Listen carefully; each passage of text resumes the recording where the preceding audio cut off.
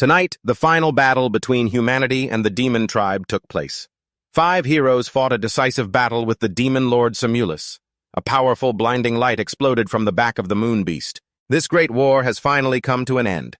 The demon lord was defeated, but the 5 human heroes also paid a heavy price. Iron Fortress Phidiu, Celestial Palace fall. Beside them, the peerless knight. Marrow, dazed, softly called out, "Ron!" He was using a healing spell on the wounds of the Holy Light Sage Sokka. She pleaded, "Sir Ron, please stop, it's no use." He also approached and said with regret, "The Demon Lord's final attack wounded her. Someone who's completely exhausted their strength can't be healed." Ron furiously shouted, "Both of you shut up!" Sokka reached for his face. "Stop! You don't need to try and save me anymore." A tear rolled down her face. "With this outcome, I'm already content." Thea stepped forward, her expression pained. "Even though we won, we promised that all 5 of us would return together." Suddenly, Simulus's voice echoed, "Oh, Ron." Just as Sokka said, "This is the end." Ron was replaying the Demon Lord's voice. The demon confirmed, "That's right. That is my voice.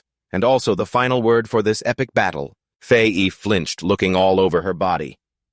"This is the Demon Lord's flesh and blood." Merovius was also disturbed. "We've been tricked by the Demon Lord. Whoever kills him will be assimilated by him. This is his true power." The left side of Ron's body was also transforming. Hearing this, Simulus redefined assimilation. "No, I'd rather call it evolution." That arm reached for the moon, his face utterly triumphant. "Since you were all defeated by me, you have the privilege of becoming my new body. In my grand undertaking to annihilate all life in this world, all of you will be used to your fullest potential." Simulus looked at him. "Especially you, the body of the strongest human." Merovius struggled to speak. "Ron," he said with determination, "compared to becoming his tool for slaughter, I'd rather die by your hand." The demon whispered inside Ron's mind, "Abandon this foolish thought. Don't commit the grave sin of killing your own comrade. He's the only family you have left." Merovius urged, "Hurry up and do it. I can't hold on much longer. Don't let the tragedy of brother killing brother happen again." Ron pointed his sword straight at him. Merovius's voice was a little weak. "Why is your sword trembling? You can't do it." He remained silent. Instead, Simulus spoke up. "Resistance is futile. The right side of your body has now been assimilated by me as well." He gave a faint smile. "So that's how it is. Good. At least it's not because you've gone soft." As the words left his mouth, the sword pierced through his body. Ron's expression was cold without a hint of emotion. Merovius leaned in close and whispered, "Only someone as ruthless and deadly as you is worthy of that power." He whispered, "My brother." Innate ability activated Sea of Blood Mountain of Corpses. For every life taken, a portion of their strength is permanently absorbed. Fia suddenly cried out, "Boss Ron, stay your sword!" She pleaded, "Don't let Marrow's sacrifice be in vain." Faye also encouraged him, "Do what you have to do. My sister and I are counting on you." His eyes were bloodshot. Fia fell. Another mark appeared on Ron's cheek. Then it was Faye's turn, and a third mark appeared. Blood-red veins bulged across his body. Simulus appeared and asked, "Was all that really necessary? The power you gained from 3 lives is only enough to free your right arm." Ron looked at the sword in his hand. "To solve the final problem, 1 arm is enough." Seeing his action, Simulus wondered, "Cutting off your own head, is this your solution?" The demon grew angry and reached out a hand. "That's enough. Stop testing my patience." Finally, the sword shattered. The sword Sula has been destroyed. In this world, no attack can ever destroy this invincible shell of mine. Suddenly, his expression froze. "Could it be, you think?" Ron's face was grim. "That the sword could destroy it?" He plunged his hand into his own left chest. "But I can't I?" Ron precisely grabbed the heart, causing the demon to cry out, "Ron!" He mercilessly crushed it. Time passed. Dawn slowly broke. Simulus slowly dissolved in the light. "It seems I underestimated you. One born to kill who will also die by killing. Dying with the Demon Lord, is this my end? The demon tribe couldn't be completely annihilated, and I couldn't save a single person I wanted to protect." Ron's face was lifeless. He stood alone in a sea of red. What a shame. 5 years later at that same place, voices echoed in the dark night. "Oh, great demon lord, you have been gone from us for 5 years now." "Boss, stop muttering to yourself. What are we even doing tonight?" "You idiot. You don't even know what we're supposed to do tonight." The centipede and the mantis whispered to each other. "I don't know. The boss just said we had to capture 4 human girls and 1 demon. If you don't know, then shut up and get back to your squad. Tonight is the 5-year memorial for our great demon lord." The mantis held a sword standing before the girls tied to the insect swarm. "Great demon lord, you created us. This year's memorial service will be hosted by me in your honor. I will ensure the new generation of demons never forgets your great sacrifice. Now let the ritual begin. First kill the 4. With one slash, their heads flew off. "Pure offerings!" The other insects opened their mouths, scrambling for them. He turned around once more. "Now to offer the blood of a demon to the great demon lord." Ron's eyes were nailed shut, his hands suspended. He blearily opened his eyes. "Where is this place?" The first thing he saw was a pair of green legs. "Didn't I die?" Suddenly a mantis struck him across the face. "Don't you move, you useless trash! You're the weakest of the demon race. You don't even deserve a name." Ron's eyes narrowed. The demon race. It swung its scythe. "Being hung here as a sacrifice is your greatest honor." Ron's sharp eyes saw the blade get closer as it fell perfectly onto his arm. Then Ron's hand was severed. The mantis warned, "I told you not to move. It's your fault you ruined everything." His body was completely fine as he landed calmly on the ground. It was startled and confused. Wait, did he do that on purpose? Ron's expression was cold. "You pathetic demon, you don't even recognize me." Hearing this, the mantis broke out in a sweat, stammering, You are... His body lunged forward like a phantom. "Ron!" A mantis clung to the side of the ship, observing when a hand suddenly threw it aside. "What the hell are you staring at? Get back here, why are you climbing, newbie?" The other person yelled, "The 4 great lords are all watching. Try harder." Year 312 of the new calendar. The demon race, using the continent as cover, launched a surprise attack at sea, assaulting humanity's coastal defense line. The silent demon king Naji. The conquest, demon king Medinius. The wilderness demon king Kalisa. During the surprise attack, only one person from the human side arrived in time to stop the demon fleet. Head healer of the merciful sect. Honorary professor of the Royal Academy. The destroyer of White Dew City. The demon race. Berserker. Ron, the eternal demon king. Two spoke, "All troops hear my command." After that, Ron's hand also gripped his sword tightly. A long time later, the mantis's whimpers could be heard. "They're dead. They're all dead." Its whole body was soaked and injured, except for Lord 2. Everyone else is dead. In the end, conquest. Demon King Malinicus, dead. The savage. Demon King Banian did not participate in the battle. The wilderness Demon King Kalisa, dead. The silent Demon King Naji, dead.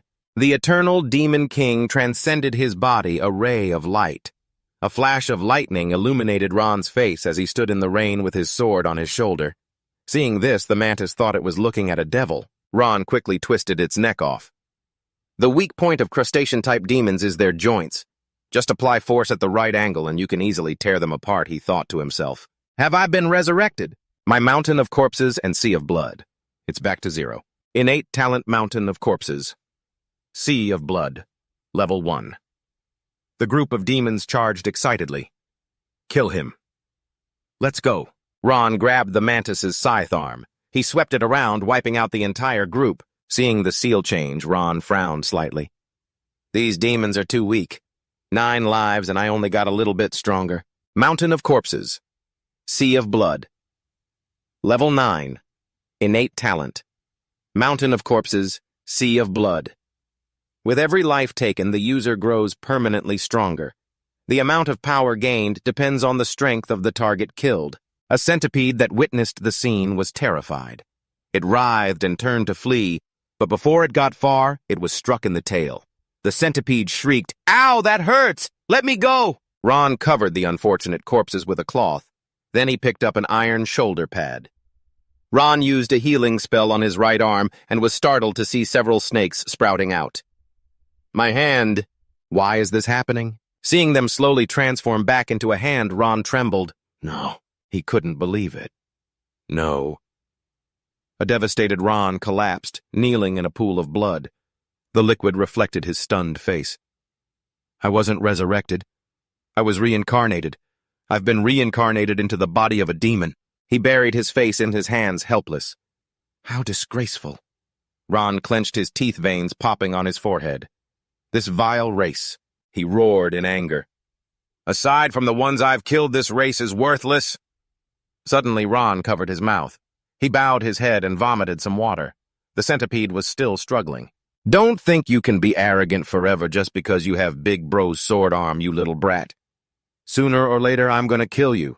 And before I do, I'm going to have fun torturing you. I want to hear you scream in pain just like a human, it shrieked. Hey, you weakest demon, do you understand the consequences? Ron remained silent. Though I don't understand how I ended up in this situation. He looked down at the centipede's body from above.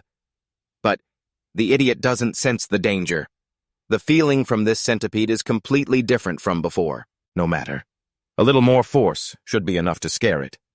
Suddenly, Ron's sword slid down the centipede's body, splitting it in two, but he clutched his face, standing in a rain of blood. I can continue slaughtering demons. What more is there to complain about? Ron's eyes gleamed, a smile spreading across his face. A waterfall flowed down the mountainside. I vaguely heard them say it's now the 5th year, after the demon emperor and I destroyed each other. Ron surveyed his surroundings. For now, I should find a temporary shelter before investigating the situation further. Suddenly, he spotted a giant skull. The skull of the giant ape mountain demon. So this is the field where I fought that behemoth. Inside the skull's mouth was a fortress. Lucky for the demons that came later. They built a stronghold right on its skull. The ape mountain region is a giant skeleton lying amidst the mountains and forests. Ron found a cave. Found it. The cave I used for shelter before. Seems my memory is correct. He observed the inside. There were no more signs of demon activity. It should be fine as a temporary hideout. A while later, a fire was lit. Ron sat in deep thought, his brow furrowed. In his hand, he held a small figurine. A past memory surfaced. Be careful, little sister. Don't fall, okay? Big brother Ron, is this a little cooler? The new pants I just bought. He remembered not being satisfied with them. Facey, is this the best your sewing skills can do? She replied casually. Hey, we have limited resources. We can only make do with what we have. In the end, Ron still had to wear a skirt woven from leaves and straw. Everyone laughed at him. He remembered being very annoyed and uncomfortable. Thinking back on it now, the corners of Ron's mouth curved up slightly. He caressed the figurine of Facey in his hand. Then Ron placed her on a table where there were other figurines. A flicker of sadness crossed his face as he remembered that time. If only I could have done better. Ron's eyes filled with sorrow. Then he mercilessly threw a figurine of a person into the fire. The figurine of Ron lay still in the heat as Ron reflected on the recent past. In the last 5 years, I wonder how many people like me have had their lives destroyed by the demon race from a young age. Since I'm a demon now, I can use that to find a way to destroy them, from within. Sometimes he would get intense headaches from the original memories of this demon's body. The centipede and the mantis are bullying someone. Who said you could eat, you worthless trash? The strong are revered. That's the way of the demons. This weak blood serpent demon, of course, has to endure all kinds of abuse.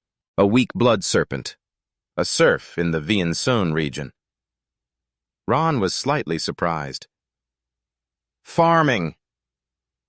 The next scene showed the red demon giving a lecture. That's all for today's lesson. We'll continue with the details of the world's situation tomorrow. A guy propped his foot up on him and said arrogantly, Sir, is tomorrow going to be another theory lesson? It seems you all can't wait for the practical session, can you? Ron's eyes sharpened. Education. He stood up.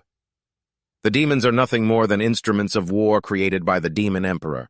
By nature, they should only possess the desire to kill. Ron stepped out of the cave. And yet in just 5 years they've managed to develop their civilization to this extent, taking root on the earth. Sunlight pierced through the clouds.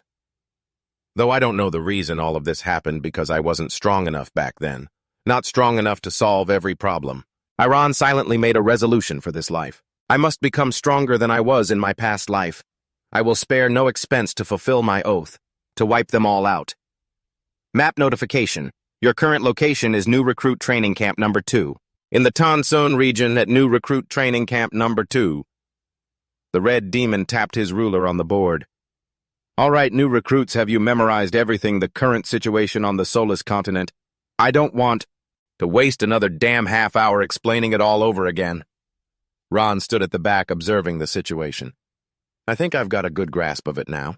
In the 5 years since the Demon Emperor's death, the demon race has established 5 great royal courts based on cultivation levels continuing the war with humanity. For years, both sides have had their wins and losses ultimately leading to the stalemate, the half-assed situation of today. The Frozen Plains, Royal Court, the Silent Northern Alliance, the war-torn Royal Court, the Eternal Royal Court, the Brutal Royal Court, and the Desolate Royal Court. Olivia Ania, the Southern Kingdoms, the Great Desert, the Vian Sun region, and the Order of the Sect. The Red Demon had a recruit wipe the board. Next up is the focus of today's lesson, innate sigils. As for magic types like fire magic and healing arts, we'll cover those later in the common magic section. He wrote a few words on the board. Innate sigils are inborn abilities. Unlike the inferior human race, every single member of our demon race possesses an innate sigil, whether human or demon, when using a skill from one's innate sigil. It consumes the sigil power within the body. The strength of the sigil power is displayed as an emblem ranging from weakest to strongest first sigil to 6th sigil. As for super sigils, beyond the 6th sigil. What's the damn point of talking about that with a bunch of idiotic recruits like you? It's meaningless. A layer of light emanated from the red demon's body. Someone like me is a 2-sigil powerhouse. Fledgling 1 sigils like you still have a lot of hard training ahead of you. Raising your sigil power to the 2nd level is damn hard, you know. A mark also appeared on the back of Ron's hand.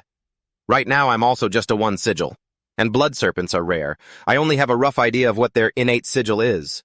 I need to find a chance to learn more. He continued his lecture. The 2nd sigil is a crucial milestone. Although a 1 sigil can use all the skills of their innate sigil only upon reaching the 2nd sigil. Can you awaken the true power of the innate sigil? To put it simply, it's a grand ultimate move. The group of recruits suddenly backed away uneasily. The blonde-haired guy shoved him. You get the hell over there. What's that noise? A loud rumble was heard. The genius recruit is here. Get out of the way, he's a 2-sigil genius. You absolutely do not want to offend him. I don't want to be shot dead by an arrow like those challengers hanging from his belt. He pointed at Ron. Today I don't need any footstool. Who let this serf in here? The others chimed in. You worthless scum! Shouldn't you be out plowing the fields? What are you doing here? That's right, who let this piece of trash in? The red demon didn't care. Silence. Someone just... Drag that serf back to the manure pit. We will now begin the practical session. In a real battle, the strength of your sigil power or the type of your innate sigil doesn't completely determine victory or defeat. He patted an object covered by a cloth. Skill, information, tactics, and adaptability are equally important. All of you focus for me. Next, you must observe and analyze. And finally, deduce this thing's weakness. The blonde-haired guy smirked with interest. Finally, something a little interesting. The red demon pulled off the cloth. This is a type of demon created by the Demon Emperor in the early years. Because its intelligence is too low, it even attacks us indiscriminately. Therefore, the Demon Emperor only created 10 of them, and now this is the only one left. This is the deadly Howling Fiend. It could easily tear rookies like you to shreds. Its entire body has only one weakness. Use all your strength and find it recruits. Ron merely glanced at it bored. How dull. He walked against the crowd. There's no more useful information here. Time to leave. It's a pity there are so many demons here, but I can't kill them all to increase the stacks for my sea of blood on a mountain of corpses. They crowded around searching for the weakness. The head numb, the heart gnome, the legs. Use your brain, stop guessing randomly. Ron thought to himself, with my current strength causing too much of a commotion here will only lead to more trouble. Suddenly its red eyes flew open. Limo door! It leaped forward unexpectedly. The red demon yanked hard on the chain around its neck. "Behave yourself for me." He felt incredibly smug, a beast that only knows how to growl. Even with the power of a 3-sigil, your only weakness, your throat, is already in my grasp, no matter how great your abilities are, and you can't use any of them. With its sharp teeth bared, Limodop suddenly turned and spoke. "Kid, I bet you're thinking that all you need to do is control this guy's throat, and then you can sleep soundly. You young demons, you're truly a declining generation. So naive, so easily fooled." The red-haired demon was surprised. "You can talk, The guy squinted his eyes mockingly. "Playing the fool for a few weeks? I guess that completes the mission from that great one. Today, while I'm at it, taking out you rookies from the slaughterer's court will be killing 2 birds with 1 stone. He just touched the collar lightly and it shattered. Damn it, what the hell is going on? Is this the power of 3 marks? First, I need to retreat. I can't waste my secret weapon right now. The red-haired demon couldn't react in time and was annihilated. Blood splattered everywhere, making the blonde-haired demon freeze in his tracks. Limodop went on a rampage, slaughtering everyone. The blonde-haired demon ran for his life. Damn it! What the hell is going on? Is this the power of 3 marks? First, I need to retreat. I can't waste my secret weapon right now. Suddenly, he bumped into Gran. The blonde-haired demon snapped irritably. Damn it, why are you blocking my way? He just sneered. At the spot where he'd been hit, Limodop spotted a few people running towards Gran. The creature charged aggressively. Trying to run? The blonde-haired demon felt his side. Not good. The only choice is to use my secret weapon. Its massive body flew forward, its 2 hands reaching out to grab Ron. A few gleams of light appeared in his eyes. Seeing this, Limodop froze. What's going on? This pressure. It immediately stopped moving. Why isn't this pathetically weak demon afraid of me? He doesn't even show a hint of fear. Could it be that he knows my true weakness? No way. Limodop recalled, my own foolish kind died many years ago. He's a new generation demon. He's definitely never seen a howling demon like us, let alone know what our weakness is. With that thought, its other foot stomped down hard, launching it up. It let its guard down. That's right. He absolutely can't know. He's just trying to scare me. The massive body leaped high again. Ron's eyes lit up. Come closer, and you will die. Limodop, arrogant and underestimating his opponent, thought, look at you acting all tough. Do you really want me to get serious? Then prepare yourself. To witness my power, a pair of wings sprouted from its back. The power of the demonless advent. Ron remained steadfast against the pressure as Limodop's body shot high into the air. Surprisingly, it flew away. Suppose he's just bluffing. Killing him won't do me any good. But if he's really a hidden master, won't I die a ridiculous death? High risk, low reward. Whoever takes that deal is an idiot. The blonde-haired demon watched in astonishment. It ran away. Suddenly, Ron reached out his hand, his expression somewhat gentle. Surprised, the blonde-haired demon whipped his head away, thinking, what does this guy want? Pull me up. Don't think you can get friendly with me just by doing this. I'm a 2-mark genius, and he's just a peasant. He peeked, thinking, does he really think I'll fall for tricks like this? To his surprise, Ron only tore a piece of cloth from the other's chest, then nonchalantly wiped the dirt from his own hand. The blonde-haired demon furiously cursed, you bastard, you scumbag! Ron walked away amidst the chatter of the nightmare demons, to think it was actually scared away. What kind of trick did he use? Oh my God, how did you do that? Spit it out, a peasant like you isn't allowed to hide anything from us, the warrior class, you hear me? Don't you get ahead of yourself. I once read in a human's demon counter-tactic handbook that howling demons don't have static vision. As long as you stand still, it can't see you. The green-haired demon stepped forward to block the path. Spit it out! A peasant like you isn't allowed to hide anything from us, the warrior class. You hear me? Don't you get ahead of yourself, he replied. I once read in a human's demon counter-tactic handbook that howling demons don't have static vision. As long as you stand still, it can't see you. The crowd murmured. The book written by that demon-slaying maniac Kelong? Don't mention that terrifying name. Just hearing it makes my legs tremble. Good thing he died 5 years ago. Now that we know its weakness, let's all hunt down the howling demon, chop off its head, and bring it back for the reward. Hearing this, Ron let out a small, contemptuous laugh. A howling demon's vision is top tier. If every single one of you stands perfectly still, you're just serving yourselves up to be killed. The blonde-haired demon shouted aggressively, "You read a couple of books and now you act all high and mighty and you dare to look down on me." Someone came up and asked, "Are you okay?" "Boss," he tried to act tough, "what could possibly happen to me? I'm just tired and want to sit for a bit longer. It's not like my legs were scared stiff or anything. And you five, don't you guys brag every single day about having some unique ultimate move? Then today is the day for you all to prove yourselves. Go, follow that guy and kill him in the most humiliating way possible." They grin grotesquely. "His death is guaranteed to please our Lord." They gather on a rooftop having followed him for long enough. Let's do it right here. Below, Ron is walking alone. Small holes appear on the smoke devil's stomach. With my mist providing cover, no one will interfere. Number 2 and number 4 urge them on. Hurry up, don't lose him. They stalk and follow oblivious to the snakes tailing them. This little brat wants to play hide and seek, huh? The talent seal of a snake demon originates from the ancient snake bloodline. We just need to be careful of his venom. It's fine. His seal power is so weak, so the venom can't be that strong. If it bites us at worst, it'll just hurt for a little while. Number 2, lead the way. We'll split up and drag that brat out. Suddenly, one of them stops. The smoke devil runs toward them, exhausted, pleading for help. "It hurts so much, help me, that damn snake bit me in the stomach. It hurts so much." Suddenly, the poisonous gas inside the smoke devil's stomach thickens and his belly bursts open. The poison gas spreads everywhere. His comrades cover their eyes and scream, "My eyes! The mist is poisonous!" Ron's silhouette emerges amidst the groans. "My eyes, they hurt so much." He closes his eyes and thinks to himself those 5 disgusting things.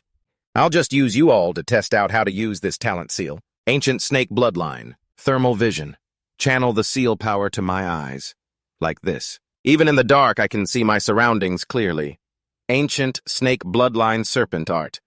If I focus seal power into both arms, I can create snake forms to attack. Number 2 and number 3 begin to panic. What was that noise? What happened to number 4 and number 5? Damn it! This poisonous mist stings my eyes. Ron assesses inwardly. Compared to my past life, the ancient snake bloodline I possess now provides a lot more room to maneuver. Tactically not bad. Suddenly, a red axe blade appears. Number 2 slices through the poisonous gas. Ron's emotionless face is revealed. Number 2 immediately launches a vicious sneak attack. You got rid of those 3 burdens and now you're getting arrogant. You're getting way too full of yourself. Now that your poisonous mist is gone, you're nothing in front of me. Number 3 laughs smugly.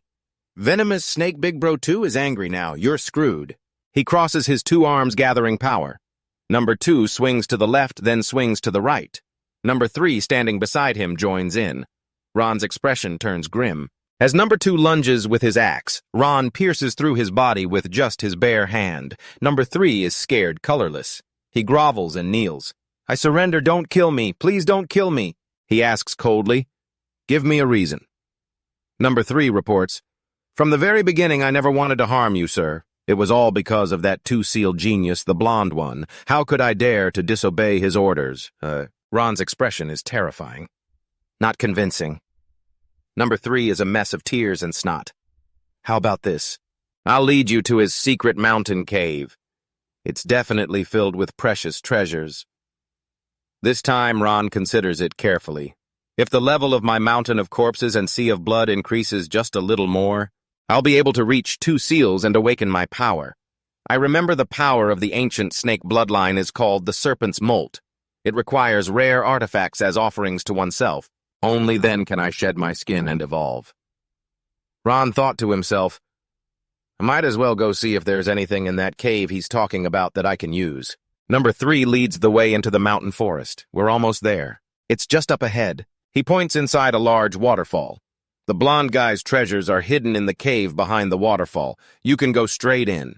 Suddenly, Ron's hand is on his neck. A second later, Ron uses number 3 as a human shield and shoves him through the water. He casually tosses aside his body, now riddled with thousands of arrows. Thanks. Inside the deep, dark cave. At the headquarters, an urgent report sounds. Reporting.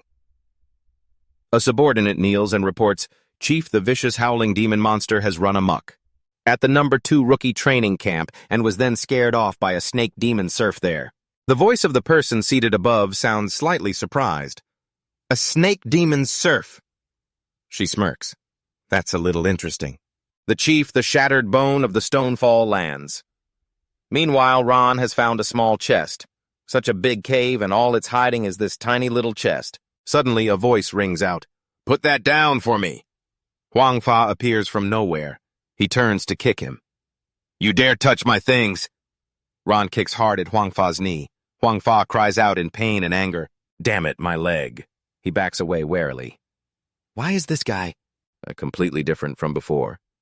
No wonder those 5 couldn't deal with him. I can't risk fighting him in here, it's too cramped. And this leg wound. It'll take a few minutes to recover. Huang Fa flies straight out of the waterfall.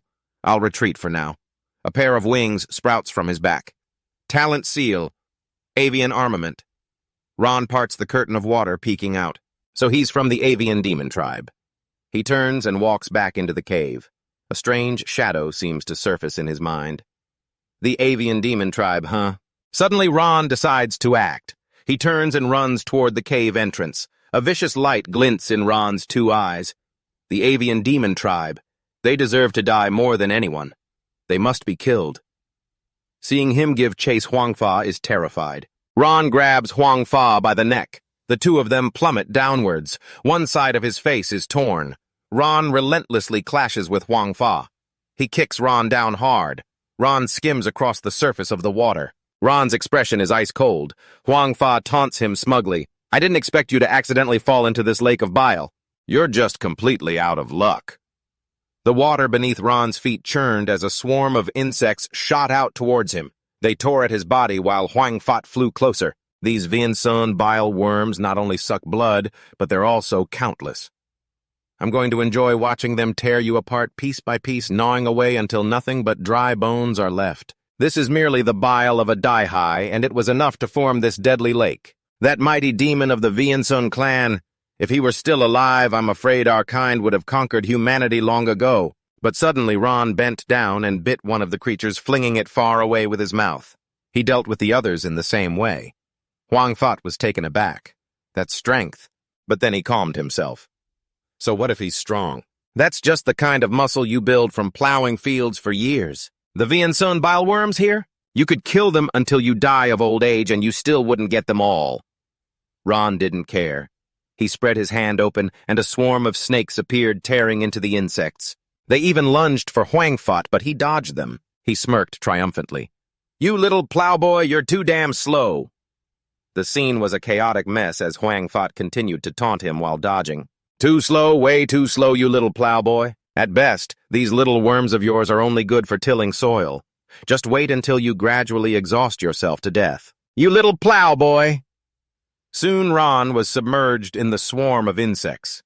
Suddenly his snakes burst out, shredding the insects to pieces as their corpses rained down. A dangerous glint flashed in his eyes. An aggressive snake lunged forward, grazing Huang Fa's cheek. For the first time, he felt a flicker of unease. How was he getting faster and faster? The water's surface was covered in floating carcasses. Ron's expression was indifferent. Even though I killed so many, they were too weak. They only boosted my strength to 2 marks, but that's enough to deal with that annoying, stinking bird. At this thought, he grew agitated.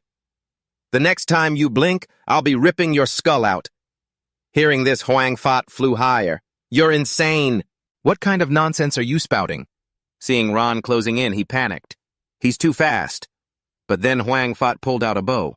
Don't you dare underestimate me, fierce thunder arrow. His Majesty II's demon arrow. I found it when I was living by the sea with my sister. Perhaps it was fate that I would use it at this very moment. He let go and the arrow flew. Ron's fingertips were a centimeter from Huang Fa's eye when the arrow pierced straight through his abdomen. Snakes slithered out, coiling around the arrow. What is happening? The snakes dragged Ron's body down into the lake. A large mass of them writhed on the surface as his hand flailed helplessly. Huang Fa watched from the shore. What's going on? Did the fierce thunder arrow actually kill him? Just then, Huang Vu came running. Brother, are you all right? She reached out her hand. I followed the trail of feathers you scattered to find you. I was so worried something had happened to you. He smiled. I'm fine. I just had to deal with a petty thief, that's all. He was trying to rob us. Then Huang Fat took out a small pouch and handed it to Huang Vu. This is to cure your eyes, sis. I had to protect it even if it meant risking my life. Beneath the lake, Ron's consciousness lingered, puzzled. I can't believe my fierce thunder arrow fell into his hands. But this arrow... I don't remember it having the ability to disfigure a body. Why has my body suddenly changed like this? Suddenly his pupils transformed. Ron's body emitted a blinding light as an infinity symbol appeared in his eyes. The body of the sixth snake coiled. It was then that Ron understood. So that's how it is. Two streams of power emerged. He chuckled softly. Tempted by a rare offering like the fierce thunder arrow, the body's instinctual desires forced my power to awaken on its own. Such a greedy, venomous snake. The power of the sixth ancient snake. Bloodlines molting. It radiated a light that suddenly transformed into a dark aura. Meanwhile, Huang Fat sat on the shore, waiting. The bubbles had stopped. That guy must have sunk to the bottom and died. He wiped the blood from his cheek. Finally, I can rest easy. Suddenly, thunder cracked overhead and raindrops began to fall. The two of them stared up at the sky, bewildered. Streaks of purple lightning flashed within the dark clouds. His face filled with disbelief. Violent dark lightning! Bubbles gathered around a light in the water, which then erupted with immense force. A powerful wave slammed into the two of them on the shore. Huang Vu was the first to notice. Something just jumped out of that flash of lightning. He quickly asked, what where? In a daze, she pointed, over there. A figure rose from the water connected to the purple lightning above. Huang Fat's face went slack with shock. It can't be! Huang Fat shielded Huang Vu as a bolt of lightning crashed down. Ron appeared in his new imposing form. To make you wait for death for so long, he said in a terrifying voice. My apologies. He charged forward furiously. Wipe that smug look off your face, you rotten plowboy. Ron remained silent and simply flicked his hand. Huang Fat's eyes followed the gesture in terror. He tried to fly away, shouting, Son of a bitch, how dare you trick me! In a single slash, Ron severed both of Huang Fat's wings. He stared in shock as they were severed. No! By this piece of trash? Then I can't fully test my current abilities. Ron kicked hard, sending Huang Fat flying straight into the water. Seeing this, Huang Vu rushed over to him. His eyes stared blankly at her. Huang Fat cursed himself. Damn it! If only I were a little stronger. He suddenly sat up. After he kills me, that bastard will definitely not spare my sister. Huang Fat's power quickly erupted. Seeing this, Ron just let out a soft, oh. He stepped in front of Huang Vu to shield her. Power heaven annihilating armed dance, she exclaimed joyfully. Little brother, you've finally awakened your power. A burdensome sister like me can't let you fight alone anymore. Dominating demon eye beast. Summon Huang Vu also quickly used her power. The two siblings joined forces. Huang Fat charged forward to attack first. Heaven annihilating arrow dance. He just stood still, unfazed. Ron then lowered his stance, channeling power into his legs. He pushed off forcefully and charged. Ron moved as fast as a lightning bolt. He immediately punched Huang Fat hard in the face, sending him flying. Suddenly, a monster charged at Ron. He recognized it instantly and spun around. A thunderous punch was thrown. Savage thunder discharge. After landing the blow, Ron dropped to the ground.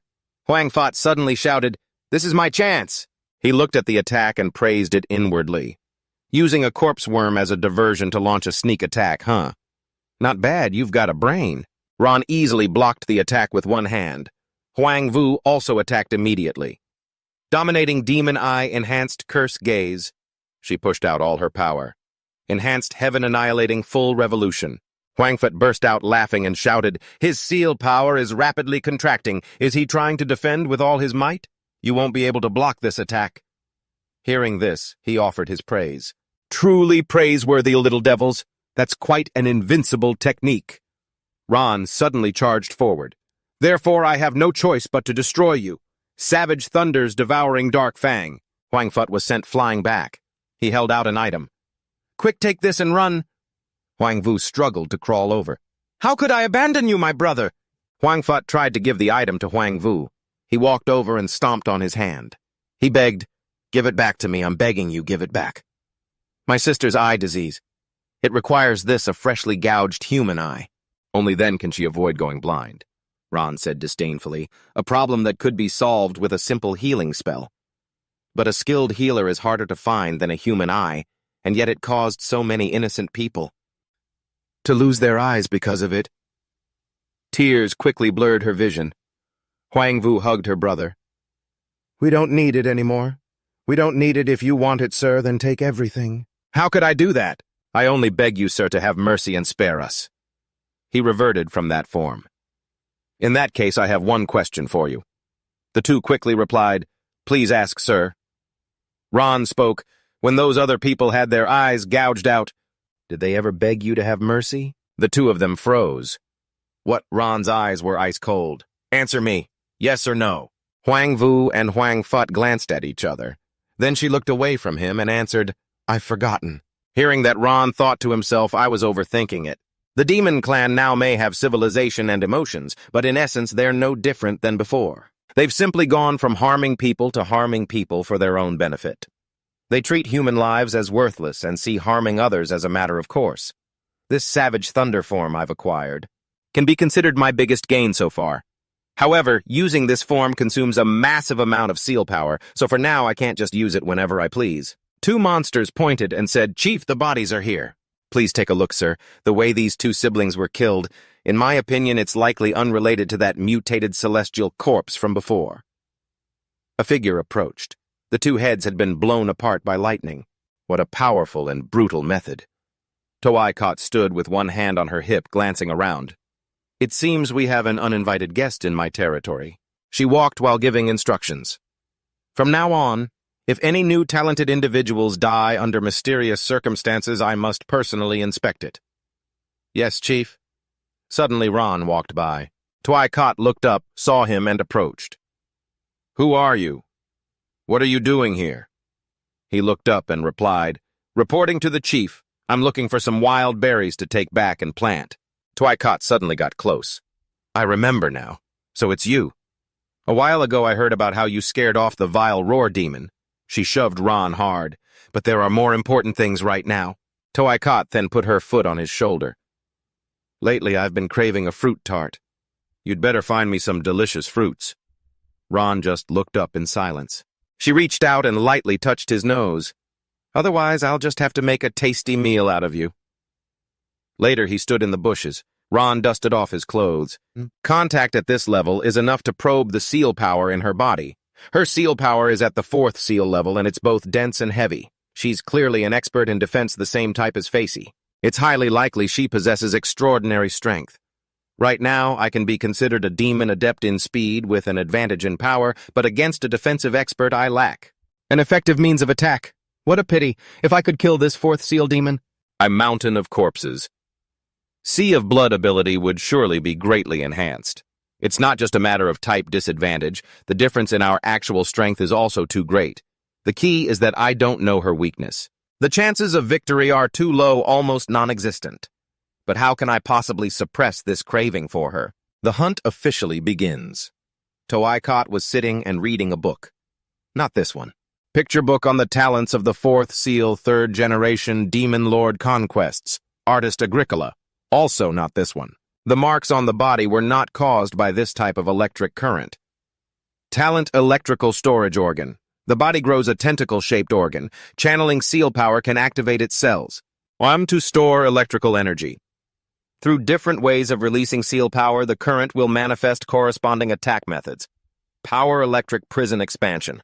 The tentacle-like organ. It expands to its maximum size, maximizing the amount of stored electricity. 4.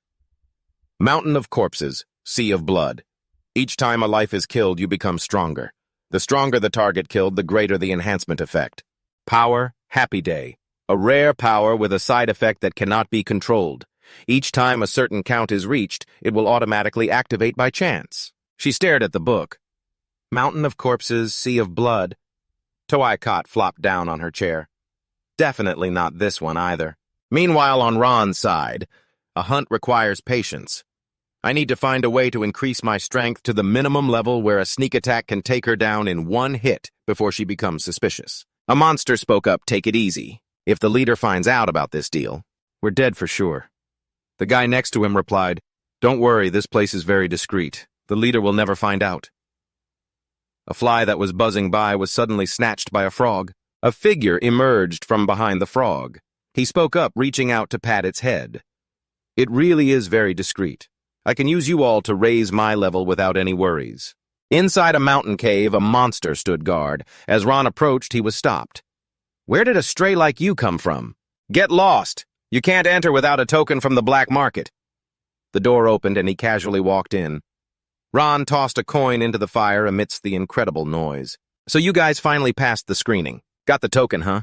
Yeah, what a pain in the ass. I really miss the old Sonchidia. You used to be able to buy fresh humans anywhere.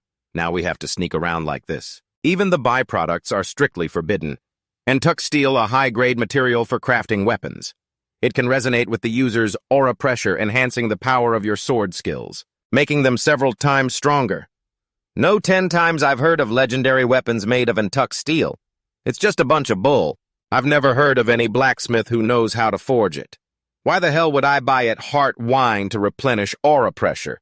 Guaranteed to be from a 2-legged animal, not a 4-legged one. Whoa, a 2-legged animal, you say? This is some seriously forbidden stuff. If the leader finds out, you'd be flayed at least 10 times.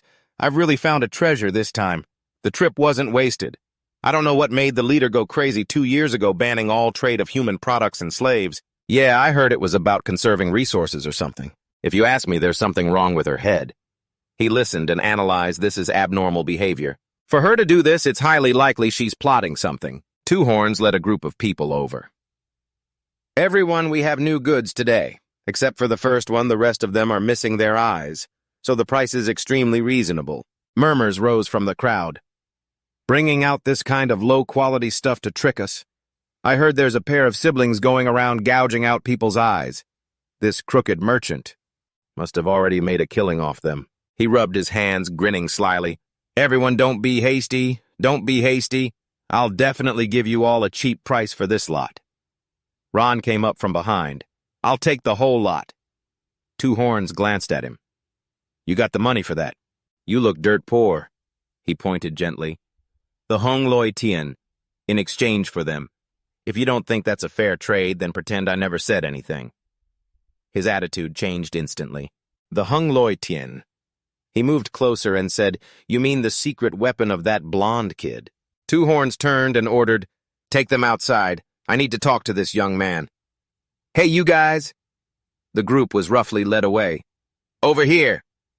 A bag fell from Mac's body. The kid bent down, scrambling to find it. Seeing this, the other guy kicked him hard. "Get a move on," the guy thought with annoyance. "Damn it, I was planning on keeping that meaty one at the end for myself to break in." Inside, the two were negotiating. "So you were afraid the blonde kid would find out you stole his treasure and wanted to sell it off quickly. In that case, you came to the right person." "That's right, I need to sell it urgently." The door slowly closed until the noise completely faded. Suddenly, a blood-curdling scream rang out. "No!" A swarm of snakes coiled around Two Horns' legs. He screamed in terror, hoping to be saved. Blood seeped out from under the door. A moment later, the door creaked open. Ron pushed it and walked out, his back disappearing as it closed behind him. Left inside was a scene of devastation. The guy outside was still oblivious. "Behave yourselves now, not a sound." He put a finger to his lips, threatening them. "Otherwise, I'll rip out your tongues and roast them for dinner." Ron appeared out of nowhere and sent the man's head flying. He flicked his hand and glanced over. "The me of today is finally no longer completely helpless, but a full cycle has been reached." Sula was terrified, her eyes filled with tears. The little girl was so frightened she collapsed to the ground. Sula stammered, "A demon? Among demons?" Ron thought to himself in silence. That was close. The first few times I add a number. The probability of activating Happy Day is very low. Happy Day power activation failed. Power rare. Side effect. Cannot be controlled voluntarily. Each time a full cycle is counted and a digit is added, the probability of automatic activation increases. He stood still, looking down at the two children. Ron held out the bag. "Hey, kid," he asked Mac, "is this yours?" The kid took it joyfully. "Yes, it is." Ron turned and ordered, "All of you follow me." Sula held up the rope and asked, "Do you want to hold this?" Ron immediately threw it away. "I don't like seeing people being led around." Inside a room, the group cheered joyfully. I can see. My eyes can see again." "Sir, thank you so much. I never thought there would be good people among you." "What kind of way is that to talk to our benefactor? If you don't know how to speak, then don't say anything." "You damn idiot." This big oaf was scared stupid by those two demons, the blonde and the pink-haired one. "He doesn't speak well. I hope our benefactor can forgive him. Please forgive him." Ron spoke up, telling Mac, "Be quiet." The kid smiled and replied, "Thank you so much, sir. You helped me get my things back and you healed our eyes." The little girl asked hesitantly, confused, "Why did you save us from the demons?" "It's clear that you're also a—" Ron replied coldly, "Because I want to save Sula," a little surprised. "What is it?" he snapped, glaring. "Can't you see the master is busy?" "Quiet down, kid." Ron sat to one side. "Now let me think of how to get you all out of here." Everyone stood silently watching him. Not a single sound could be heard in the room. Sula felt a bit uncomfortable, thinking, "It's so awkward when no one's talking." Suddenly, the little girl had an idea. Sula spoke up, "Hey, let me tell everyone a joke. To celebrate the Harvest Festival, all the drinks at Anya's tavern were half price for the second glass, so a guy hears the news, goes to the tavern, finds a waiter, and says—" The little girl's eyes glinted mischievously. "I'll have a second glass." The other three trembled, not daring to speak. Seeing this, Sula also fell silent. Suddenly, Ron burst out laughing, making everyone look at him. Andre and Oliver looked at him confused. They couldn't believe he actually liked such a corny joke. "Demon jokes are so weird," the little girl said sadly, running over to him. "You're the only one who gets me." All of a sudden, a black snake coiled around her leg. Sula screamed in terror. Andre and Mark were also bound by snakes. Oliver trembled and called out, "Our savior!" He lowered his head and spoke. So naive. Underneath any disguise. "A demon must always hide its venomous nature. They can never be trusted. And now you will all experience the most painful death. This is the consequence of so easily trusting a demon. From now on, you must remember this lesson well." The terrified little girl watched as the other three collapsed. He stood up and looked at Sula. "What are you so stubbornly resisting? Can't accept being poisoned?" The little girl cried and shouted, "You don't want to kill us! You just wanted to poison us to make us pass out!" Hearing this, Ron's expression darkened. Sula continued shouting, "Who tells a dead person to remember this lesson from now on? Sha! You just wanted to make sure that in the future, we don't let our guard down around other demons." He asked softly, "And what makes you so sure of that?" The little girl stammered, Because you're a good demon. That's why I trust you." A moment later, Ron asked Sula, "So what do you want now?" The girl looked at him and replied, "From now on, I want to follow you on your adventures." Ron immediately refused. "I don't need some useless baggage getting in my way." The little girl smiled brightly and introduced herself. "I'm a swordsmith." "I definitely won't get in your way. My name is Sula. What's yours?" He paused for a moment. "Sula. Are you Alexius's granddaughter?" The little girl looked up at Ron. "Oh, that's right. You knew my grandfather." He rubbed the back of his neck and explained, "An old acquaintance. When I met him, I was only 1,078 years old. I even held you when you were a baby." An old memory suddenly returned.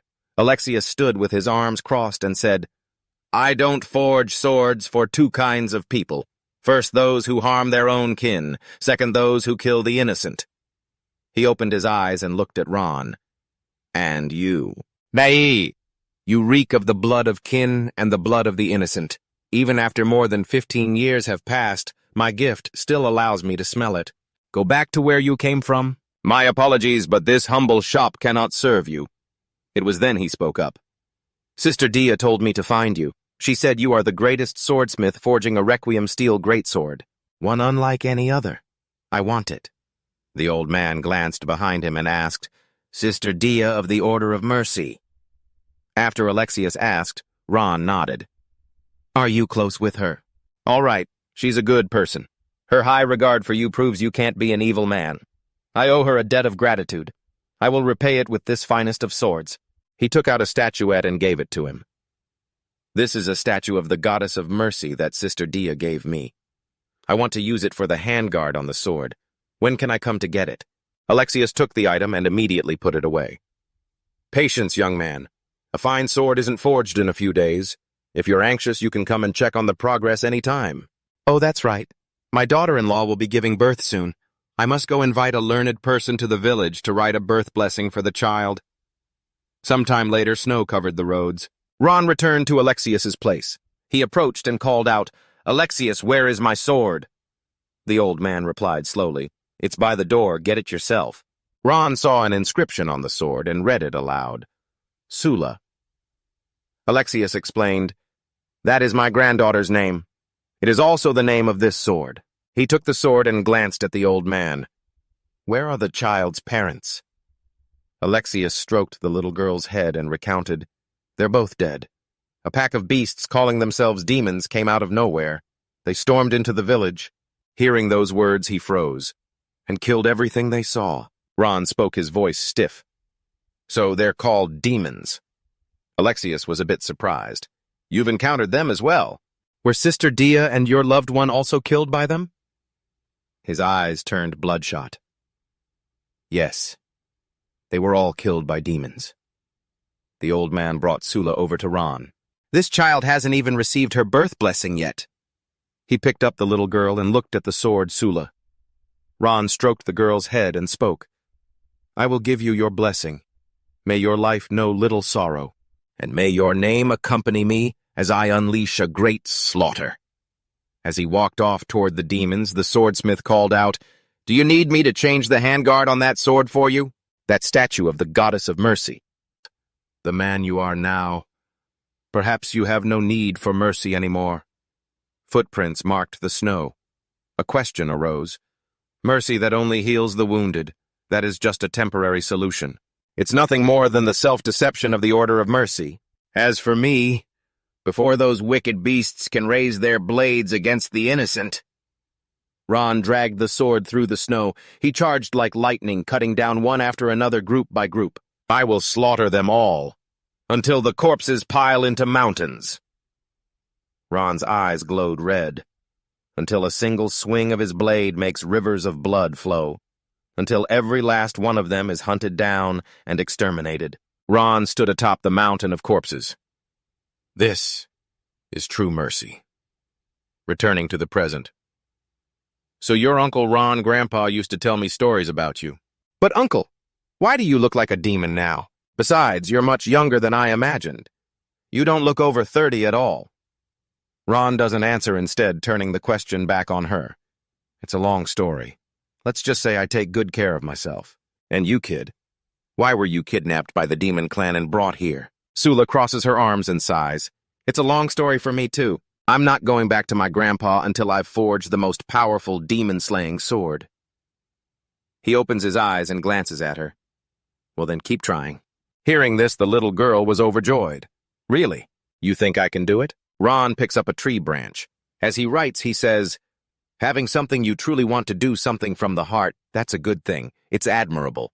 The vampire knight saved you from the serpent demons. After you wake up, put on these demon clan furs and head straight east. You will reach the border of the Olivia kingdom." The group of people lay sleeping soundly on the grass.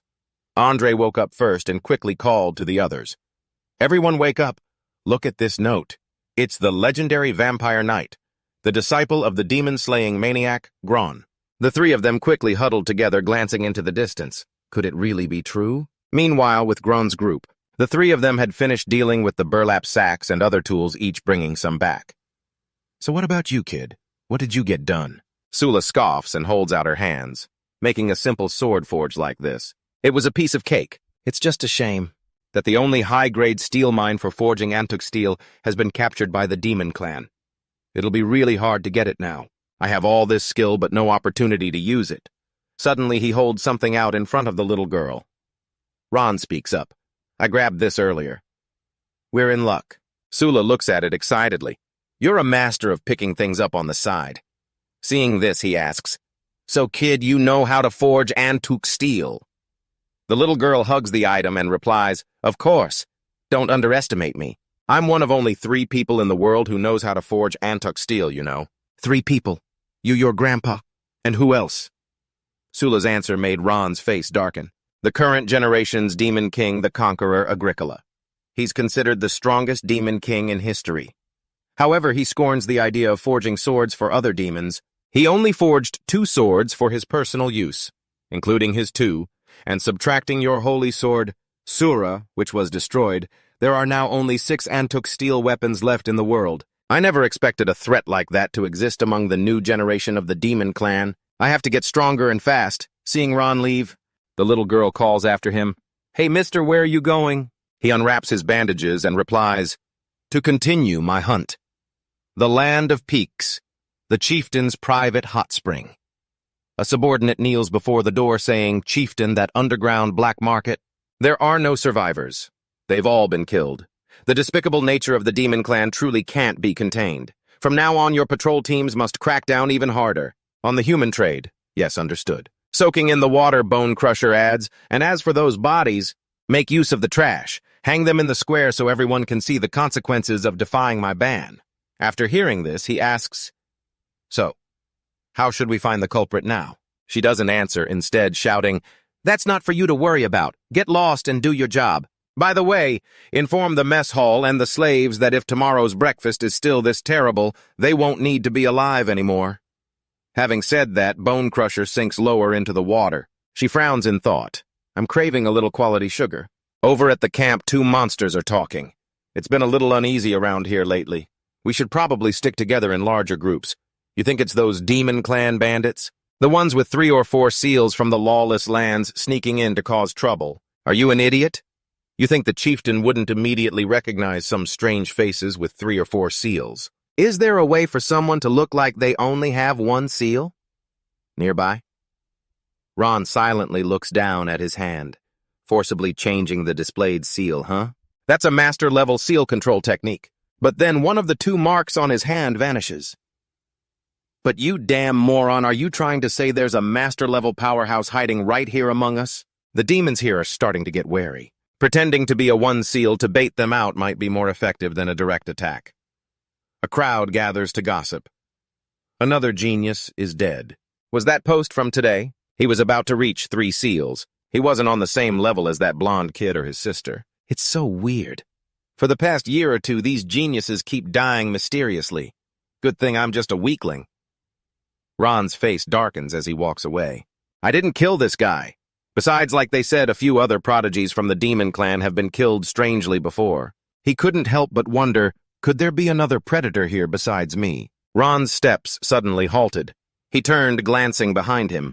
The noisy area had suddenly fallen silent and a wind began to pick up. Ron muttered to himself, even though I can't guess who would be deliberately following a surf like me, I'm pretty sure it's not because they want to steal my wheat-growing techniques, right? A figure shot out from behind the house, lunging at him. Ron leaned back, dodging the attack, and threw a powerful punch back into the person's stomach. But it had no effect whatsoever. Ron narrowed his eyes, thinking, such strong defensive power. He quickly backed away. The other person calmly dusted off the spot where they were hit. Ron suddenly kicked a house pillar hard. Water from above poured down straight onto the stranger. The figure scoffed and said, "So stubborn. You've already lost, and you still want to continue." The person quickly grabbed Ron's hand. "Looks like I overestimated you." He immediately unleashed his power, sending it straight into his opponent, who screamed out. The figure gritted their teeth, trying to endure it as the ground around them shattered. They immediately fled into the distance. He watched them go, thinking, I immediately increased the density of my seal's power throughout my body. Could you have handled it? The 2 stood watching each other from a distance. A piece of cloth fluttered, drifting between them. Then it gently fell to the ground. The surrounding scenery was in ruins. Twycott returned and took off her cloak. "Forget it, I'm not chasing him. At his speed, I wouldn't be able to catch up even if I wanted to." She brought a hand to her chin and smirked. "Someone that dangerous is only at the 1st seal level. If I get the chance to catch him, should I behead him on the spot or take him in as my dog?" Meanwhile, on Ron's side, just as I predicted, right now I can only give her a few superficial wounds. The Antuk Sura steel sword will probably take a few more months to forge. He returned to the cave. Looks like I have to find a way for Zatwe to evolve into a new form, and it has to have enough destructive power to chew through this tough bone. Suddenly a cloud of dust appeared. Ron raised a hand to shield his eyes. He peeked through his fingers and saw Sura. Didn't you make a flu? The little girl rubbed her head and laughed. I was too excited about getting the Antuk steel and completely forgot. Sura quickly turned and ran. Oh no, it's about to be overheated. She picked up the tongs. Sula stared intently, handling it with extreme care. Sula gently set it down. Ron walked closer and asked, Is this the sword you forged for me, kid? The girl wiped her face and replied, Yeah, I figured you don't have much strength right now, so this sword is easy to handle and its balance is excellent. Sula looked down with delight at the weapon. The 7th piece of contemporary Antuk ore. My greatest masterpiece to date. He was astonished by the little girl. Sir Ron, please bear witness. Sula took out a longsword and handed it to Ron. He took it and praised, You did a great job, Sula. The girl asked happily, Really? Absolutely, but where are the handguard, the hilt, and the pommel? Sula stammered in reply, I haven't found suitable materials yet. Ron wrapped it with a cloth. It's fine. This is good enough for now. He raised the sword. Have you named it yet? The girl replied, I'm not very good at naming things. The sword you used before was named Sula, right? Then let's call this one Little Sula. Ron smiled and said, All right, Little Sula. Streams of power suddenly wrapped around the sword. He couldn't help but praise, as expected of an Antuk ore sword. This body is already eager to absorb it as a sacrifice and undergo a metamorphosis. Now is not the time. I have to wait until it's completely finished. Only then can I shed my skin and evolve into an absolutely powerful new form. Sula raised her hammer and said, I'll do my best. Mister, can you use the 2nd form of the Heavenly Pillar Sword technique now? I really want to see the sword I forged unleash a technique similar to your legendary Falling Star Pillar to Earth move. Ron wiped the girl's face. There's nowhere high enough in these mountains. The 2nd form of the Heavenly Pillar Sword technique can't display its full power. The next morning, Sula was still sleeping soundly when a fragrance hit her nose. Smells so good. Sula quickly sat up. She ran over excitedly. It's so long, mister, you know how to make this too, Ron replied as he worked. When I was teaching at the Royal Academy, a student's parent taught me. He carefully set the food down. 2 monsters who were talking stopped. It's so long. You go in first. We have to go downstairs to get wine for the chief. The door opened and the scent wafted in. Ron's face hardened as he looked inside. Twy Cot was smiling as she lay there. She spoke up. The platter is so long. Let me see what kind of goods you've brought. Twy Cot watched his actions. You're a sensible one, knowing to deliver yourself right to my door. She sat up cheerfully. Truly sensible. Twy Cot turned her head and called to the ones downstairs. Hurry up and bring the wine. Ron suddenly transformed and attacked her. She turned in shock. An Antuk ore sword. He thought grimly, You won't be so lucky with the next strike. Twy Cot quickly blocked the blow. Innate Seal Armament IBS Dawn's Bastion. Ron knocked her back. So it's a defensive type innate seal. I'll test her a little more. Twy Cot spoke up. What a surprise with just this level of skill. I'm afraid you're not to my taste. Ron raised his sword high. Perhaps I added too little honey. My mistake for not asking first. He lunged forward, attacking relentlessly. What are your preferences? One attacked, the other parried. Twy Cot smirked, raising her hand and transforming her power. Twy Cot aimed her weapon at Ron. Armament IBS Sunset Raid. His eyes widened as he observed it. Ron immediately leaned to the side to dodge. He took a stance, ready to counter. Ron swung his sword, striking her hard. Twy Cot was sent flying a great distance. She looked up, wondering. She doesn't know how to resonate her aura power with the Annihilation Sword. She just attacks recklessly without a plan. At this rate, her power will run out soon. Hey, you brat. He also glanced at his own power reserves. I have enough power for 4 strong attacks and 1 heal. Her spear skills are much worse than her shield work. Should I cast a spell to force her to use the spear so we can trade blows? Ron's eyes happened to fall upon the shield. Oh no, there's a better way. He stomped his foot hard on the ground and streams of black energy immediately poured out. Crimson lightning net. Twy Cot scoffed, her voice full of contempt. Petty little tricks. Ron's face darkened as he thought to himself, Use an additional layer of aura power to envelop the body's surface, forming an insulating layer. This is a technique the Fae invented back then specifically to counter the lightning element demon clan. He taught it to many human warriors. To think this move was secretly learned by the demon clan. She attacked while observing. The true strength of the Fae lies in his innate aura talent. A demon clan thief who just copied it. How could he possibly compare? Toaicot turned her head and sneered, "What's the rush?" She suddenly transformed. Her left hand changed and she viciously stabbed Ron in the chest, hoisting his entire body into the air. She said with contempt, "Daring to get distracted while trying to assassinate me? How laughable." Snakes appeared from nowhere. Ancient serpent bloodline. Serpent arts, huh? One of them crawled onto her face and covered Toaicot's eyes. "You can't be serious. This kind of cheap trick." The sword in Gran's hand glows. Anesagon's power resonance. He yanks the snake out. "Are you bringing that out without any shame?" A tremendous power radiates from his whole body. "All right, the warm-up is over." Ron raises his sword high. The end of the war begins. Once upon a time, the evil magma serpent schemed to devour the three moons, causing the night to fall into eternal darkness. To protect the moonlight in the dark, the great hero Ibs took up arms and rose to the challenge. His spear and shield were melted by the serpent, so he fought it with his bare hands. In the end, the magma serpent was crushed to death, and he too was burned to ash in a glorious sacrifice. Toaicot focuses spiritual energy in her hand. Twilight Raid. She recalls it. Her eyes widen, full of bloodshot veins. This isn't good. Too late. Ron had already charged with his sharp sword. This was the opening from her transformation of spear and shield. Without a hint of hesitation, he stabbed straight through Toaicot. For a brief moment, Ron froze, because she had caught the blow. "Finally, I've caught you." Toaicot quickly counterattacks. IBS's armament potential, instant awareness, palm. She puts her all into striking back at Ron. That powerful punch hammers into his body. Ron is thrown backward, his sword plunging into the ground.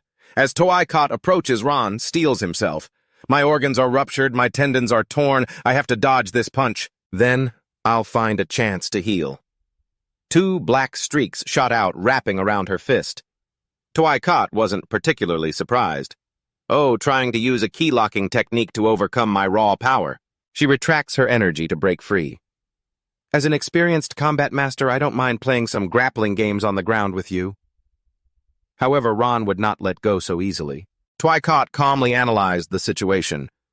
"I'm guessing those internal injuries hurt like hell, don't they? You're so good at enduring pain. I've only ever known one other person like that." She seemed quite amused by his actions. "It would be a real shame to just kill you." Toaicot's legs squeezed Gran with all their might. She made an alluring proposition. "Want to consider dedicating yourself to me?" But then Toaicot changed her mind. "Very well. I'll take that as your answer." With a single blow, she kicked Gran away. Then Toaicot attacked without mercy. "Die!" The pressure from it sent Ron high into the sky. A massive boulder couldn't block his path. A streak of light appeared at the top of the Skull Mountain. Ron was blasted straight into the mountain. There was a huge hole inside the cave. If it wasn't blocked by the Anesagon sword, that punch would have shattered your bones and torn you to shreds. Toaicot assessed the damage she had inflicted. "But with an injury of this severity, I can't believe you're still alive." In midair, Ground quietly healed his wounds. He landed on a floating rock to gain his balance. Shattered pieces of the mountain floated all around. A source of light shone from the center. Ron once again entered his powered-up state. Toaicot scowled, her brow furrowed in speculation. Heavenly Fall Sword Technique Second Form. From high above, he unleashed a powerful technique. Fierce Thunder, Heavenly Fall Sword Technique. She refused to lose and met his attack. Filthy Demon, how dare you? Both sides charged at each other with determination. The collision from their two blows created a violent shockwave. Beams of power shone through the openings. After a moment, the fortress returned to its original form. Dust and smoke obscured Ron's silhouette. As the mist dissipated, it revealed him still standing tall. Ron's eyes were fixed forward with a piercing gaze. On the other side, Toaicot remained safe after the attack. "If I hadn't used this move in time, I truly would have been struck down by your sword." She used her powers to heal her wounds. Twycott acknowledged his strength. In the 2 years I have been a demon, you are the first person to force me to use this technique. Her entire body emanated a dense killing intent. Talent seal Immortal battle arts. Transformation. She absorbs all attacks. Filthy demon, you should be proud of yourself. Ron was somewhat astonished by that form. Immortal battle arts. Twycott attacked with ferocious intent. Now take that pride and go to hell. He called out her name, somewhat confused. Facey. That directly caused her to freeze. Facey stopped, retracting all her killing intent. She pulled away the bandage on Ron's neck, revealing a character. The story returns to when Faye was with Merovius's group. I've contacted Ron. He has agreed to join us. We arranged to meet him up ahead. Ron, the demon-slaying maniac. I always thought he was just a character made up by the people of the South, a legend used to boost morale. From a distance, Faye spotted something unusual. Why is that mountain peak so round? It's perfectly round. Before their eyes, the mountaintop was moving, but it was actually the top of a mountain ape's head. Fa quickly recognized this monster as a giant demon mountain ape. It clutched its head, roaring in agony. They were surprised to see the mountain ape changing. How did the top of its head get so pointed? Merovius immediately issued a warning. That's the first form of the Heavenly Fall Sword technique. Facey, finding it hard to believe, wanted to confirm again. The what? At this time, the top of its head emitted an abnormal light. The mountain ape seemed to be gradually losing control. It staggered, unable to support itself on its feet. Then, the entire body of the mountain ape came crashing down. Soka had already started chanting a spell, and a protective barrier surrounded their group. The demon ape's body gushed streams of serum. A thick fog enveloped the space. It now looked incredibly pathetic. There was a disturbance within the mountain ape's teeth. Everyone got into a defensive stance, ready to fight. Its body began to shake. A hand stained with a syrupy substance emerged from the mountain ape. It turned out that Ron was the cause of all this. He coldly asked Merovius, Merovius, are these 3 the assistants you mentioned in the letter? He quickly tried to defuse the situation. Why the tense tone? We're going to be comrades from now on. We have to fight the demon emperor together. But Ron remained unfriendly. That's all it is and nothing more. Drawing a clear boundary is beneficial for us. He jumped down lightly from on high. Ron walked past Merovius, lecturing him. Feelings that run too deep will only become a burden, or a potential disaster. Faye stood blocking his way. She expressed seriously, I do not agree with the way you put things. Ron paid her no mind. Whether you agree or not has nothing to do with me. With that, he walked past Faye. Merovius spoke up on Ron's behalf. Please forgive him. Model. His personality isn't very friendly, but she didn't mind too much. It's fine. As long as he sticks to his principles, it's fine. Maybe in the future I wouldn't even be with him. Faye would just quietly observe with no friendship at all. Back in reality, she choked up, Is it really you? Faye was now standing opposite Ron. He just smiled and gave a slight nod. Overjoyed, she hugged him tightly. This is great. You're alive too. Faye held him close. Her tears made Ron sigh. Why are you crying like this? This isn't like you at all. With tears in her eyes, she confessed, I just never thought I'd get to see my friends again. Seeing this, he felt guilty and apologized. I'm sorry. If I had done better back then, you all wouldn't have... Just then, some of his men walked in. What's going on, Lita? They froze at the scene before them. Faye quickly shooed them away. This doesn't concern you. Get out. I need to rest for a moment to recover my power. Those men obediently left. The floors already collapsed a few layers. That was intense. A textbook case of pent-up power being released like a wild beast or a flash flood. A cry of pain came from inside. They immediately started gossiping. Even with her defenses, she got hurt. No wonder she was crying her eyes out. Don't listen to things you're not supposed to. Ron was using a healing spell on her. Faye asked gently, Ron, are you still feeling guilty about what happened all those years ago? He stiffened, unable to answer, but she stopped him. Stop. It used to really annoy me when you'd always say something like, I have to do better. Stop nagging. Ron was confused and wondered, do I really nag a lot? Faye confirmed without hesitation. Sometimes you talk way too much. She cried out, Ow, it hurts. He could only gently comfort her. Just bear with it, crying out in pain over a little thing like this. Well, you broke more than 10 of my bones, you know. Faye immediately clarified, I'm afraid of pain, you know, that's why I wore those shoes back then. In a quiet and peaceful space, a lavish meal had been laid out. Ron continued his questions. So does that mean you've been reincarnated as a demon for 2 years? She added a few more details. There's also back then I used our bloodline connection to find my little sister Fa. For some unknown reason, I thought it was just the two of us who had been reincarnated. He glanced over at her. So, you changed your gender? Ron was very surprised by her current appearance. How did you end up as a female demon? Faye gave him a look, then smirked as she corrected him. I've always been a woman, you know. In disbelief, Ron exclaimed, Huh? Faye hesitated. So, does that mean that in our past life for the 2 or 3 years we were together, you thought I was a man the entire time? He covered his face, lamenting, Merrivac and I got into an argument once. He told me I was terrible at reading people. I just thought he was saying it in anger. Ron desperately searched for an ally. Everyone else knew, but she confirmed everyone knew. He turned to Fa and grumbled, Why didn't you say something sooner? Fa shot back, Why didn't you ask sooner? I just assumed you knew. Ron tried one more time to confirm. You're joking, right? This can't be real. She had to point out the evidence. Have you never heard Fa call me Big Sister? He explained his reasoning. I just thought Jieji was some kind of military title in your northern tribe's language like Yara Boye or something. Noticing Sula Faye asked, Whose kid is this? Ron explained from beside her. She's Alexius's granddaughter. Sword forging is physically demanding, so the little one needs to get proper rest. She then noticed the wooden statues on the table. Faye counted them one by one. 1, 2, 3, 4. One is missing. Then she happened to spot something on the ground. Faye picked it up, confused. Why, hate yourself.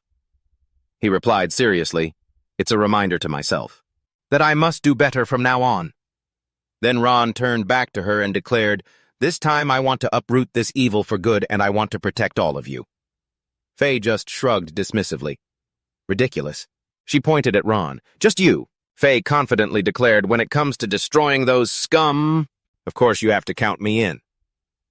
The two of them shook hands like comrades, a firm handshake sealing their bond.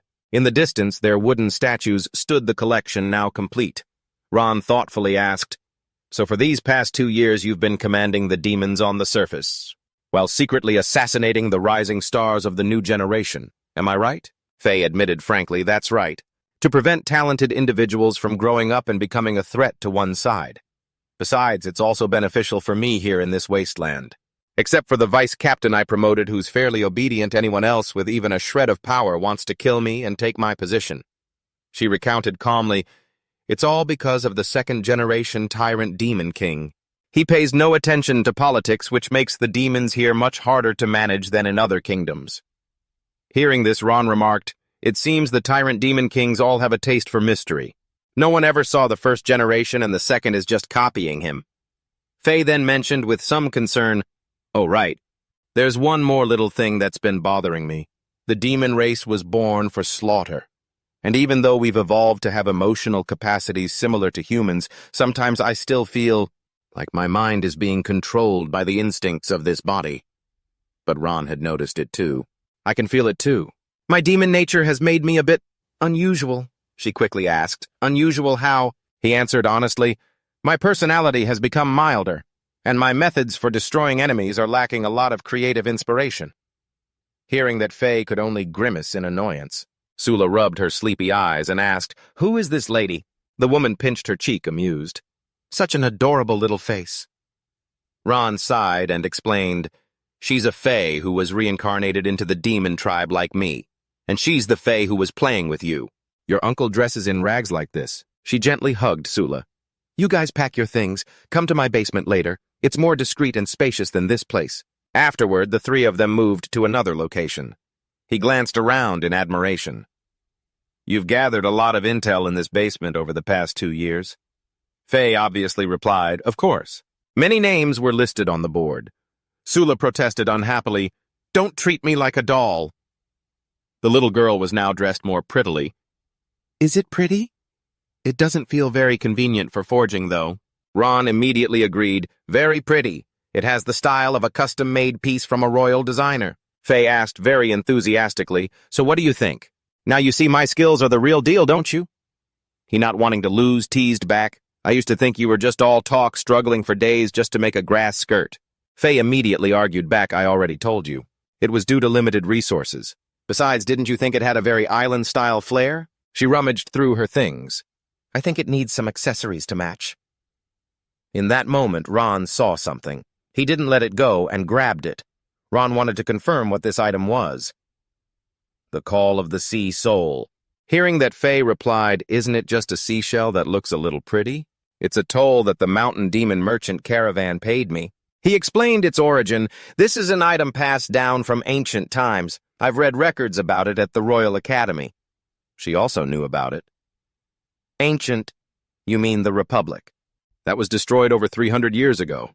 Ron then nodded in confirmation. "That's right. This item has a very useful function. Scholars at the Royal Academy once experimented with it. It can allow a person to temporarily enter another person's soul. After entering the soul, you can also observe the other person's past memories from an observer's perspective." Sounds like peeking into other people's secrets. He seriously corrected her. "What I mean is, perhaps we can make use of this to look back in the moment we died." That image was still deeply engraved in Ron's mind. Ron still had many lingering concerns. "At that time, I always had a strange feeling, but I didn't have the strength to pay attention. That's why I want to try again. So I want you to enter my soul and see if it was for some reason back then that led to our reincarnation." After hearing him out, Faye agreed, "No problem." She was ready to act. "Let's do it." Ron quickly followed up. "Okay, you're as reliable as ever. Now let's fit the other half in." Faye asked, confused, "The other half?" He raised an eyebrow and replied, "That's right, it has to be complete to be used."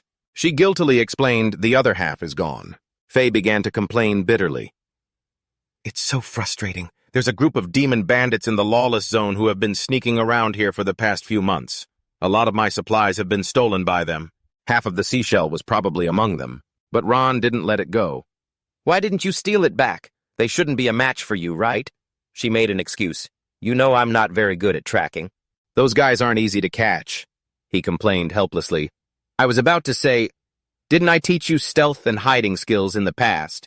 How have you not improved at all after all these years?" Ron lectured angrily. "Whether it was chasing me back then or assassinating that demon prodigy, if you were just a little more thorough, you could have seen the openings." Faye had to concede. "I'll practice properly later." He raised his voice, forcing the issue. "Not later, right now." In another area where the demons gathered, a few of them were chattering incessantly. "It's been 2 years since the Yuanshan lands sent troops to raid the humans. We gain nothing from constantly robbing them. The Demon Tooth Mountain region offers specialty mushrooms to the Yuanshan lands. The First Segment Fortress offers high-quality cane sugar to the Yuanshan lands. The Angel Sect offers grape wine to the Yuanshan lands. There's so much food and it tastes delicious. In the distance were a female demon and a great fly demon. Even a mosquito is still meat." "You prefer stability, huh?" He boasted about their achievements. "If we slowly build up our strength, sooner or later we'll be strong enough to return to the lawless zone and deal with that damn Ta Long." Outside, the working demons had just stolen 2 more chests of supplies. "Heard it's tribute from some snake's nest for the Yuanshan lands. It's locked tight. Let's rest a bit, then find a tool to pry it open. Man, it's heavy." They placed the 2 wooden chests on the ground, and then they turned and walked away. Those 2 chests looked very unusual. A second later, 2 human legs appeared. Faye whispered in admiration, "You still have your ways. These bastards are like a swarm of flies that smelled shit. Saves us the trouble of looking for them." Ron also whispered back, "Don't use that metaphor next time." The 2 silently communicated, "We've infiltrated. Can't we just attack and capture them all at once? They aren't strong, but their numbers are all here. There might also be hidden guards. We can't guarantee it will go smoothly." They stopped when they noticed something unusual. "If someone takes advantage of the chaos and runs off with the other half of the Call of the Sea Soul, it'll all be for nothing." Then they continued on. "Let's just observe for now and figure out where they've hidden the goods." 2 demons were talking to each other. "Damn that evil dragon. Its horns are incredibly powerful. The humans' heavy crossbows are pretty effective too. If we get the chance, we should steal a few to deal with it." Another one sat on a wooden crate. The way I see it, we should just lure the evil dragon over to the humans, let its massive body weigh it down and wait for them to wear each other out. Then we'll make our move. Suddenly, he fell through. The crate had shattered under his weight. Oh, perfect. He immediately started cursing. Damn it, what is this piece of junk? The other one asked, Are you okay? Facey remained seated in the crate. Ancient serpent bloodline serpent transformation. Ron had transformed into a black snake. Facey, look over there. The demons were gathered at their tents. The demon lord looked extremely pleased. Later, I'm heading to the black market in the Yuanshan territory to see if I can trade this stuff for some weapons and equipment. The female demon advised, There's no need. I heard that black market was already destroyed by some ruthless character. He couldn't help but be surprised. Really? The demon lord detected someone behind him. Who's there? Ron gave a decisive order. Target acquired, Facey. As for the others, just crush them while you're at it. Facey threw a punch, shattering the wooden crate. She had been provoked into a fury. You people always snatch all the good stuff, forcing me to eat scraps all day. Facey poured all her strength into the punch. You're really pissing me off. The demons charged towards her all at once. The demon lord sneered, Serpent demon, is this the great favor you've done for us? To bring a bone crusher right to our doorstep. You've done well, haven't you? He handed the treasures to the female demon. Unexpectedly, the demon lord changed his tune. Hero, save me. I was captured by this female bandit leader and brought here. She tortures me every night. It's a life worse than death. She wouldn't let a traitor live. The female demon no longer had any regard for him. You disgraceful coward. As it happens, I was getting tired of playing with you anyway. Ah, she understood Ron's intentions. Little handsome, I'm guessing you want this, don't you? The female demon even dared to challenge him. If you can take it from my hands, I'll let you be my new boy toy. I guarantee that in just a few minutes you'll be in such ecstasy you'll forget all about that big-chested bone crusher bitch over there. Ron took the arm holding the bag of treasures. The lesser demons couldn't believe their eyes. How is this possible? The dark demon froze stiff. In a flash, their leader had been taken down by that kid. He made a point of reminding Facey, you're still using and relying on your old fighting habits. Instinctively, when you attack, you only attack, and when you defend, you only defend. Ron had been paying close attention to every detail before. During the fight, I noticed that your current type of talent seal can actually be used for both offense and defense at the same time. He was enthusiastically helping Faye. This weapon-transforming talent seal. Its advanced applications are quite common. I can share a few techniques from the Academy faction with you. Ron turned into a snake and bit her shoulder. My seal power is mixed into the venom. Don't reject it. Feel how it moves through your body. He understood this better than anyone. As it moves, you'll be able to sense the different ways to operate it, the various functions of the seal power. Ron used an incantation to help. Now I'm going to guide you through it once very quickly. Whether or not you can grasp it after that is up to you. It seemed Faye was a quick learner. Her combat power increased exponentially. IBS Armament Concordance of Dawn and Twilight. He was satisfied with Faye's performance. Excellent. Just like that. Learning something new feels pretty great, doesn't it? Ron had nothing left to worry about. We got the goods, time to head back. Sula of the conservative faction was slumped over the table asleep after her meal. He warned them before acting, this thing is very fragile. It breaks after one use, so we only get one chance. You need to see clearly what really happened when the Demon Emperor and I were annihilated together. Facey stepped forward to reassure him, don't worry. Ron began to use his power. Get ready! The seashell opened a different space. He was surrounded by white smoke. Ron gave her a piece of advice. There are some things you shouldn't see, so don't look. Faye didn't know the meaning of fear. What could there be that I shouldn't see? A giant statue appeared before her eyes, a rope tied tightly around its neck. Faye could judge for herself it was a statue of the God of Mercy, just with a slightly bizarre appearance. Ron really is a compassionate person deep down. She was a bit surprised.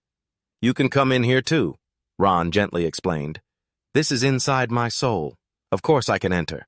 Facey couldn't wait any longer. Great. Let's get started right away. He quickly stopped her. Wait! A space opened up between the two statues. He saw that the time had come. Let's go. She stepped forward. Faye's body was split in two. She saw her own past. This is Ron's memory. From that year after I died, Somulus attacked Ron and Faye couldn't do anything. I was pushed to the point of being completely helpless. She was too grief-stricken to speak. He was confident he would be revived. Power.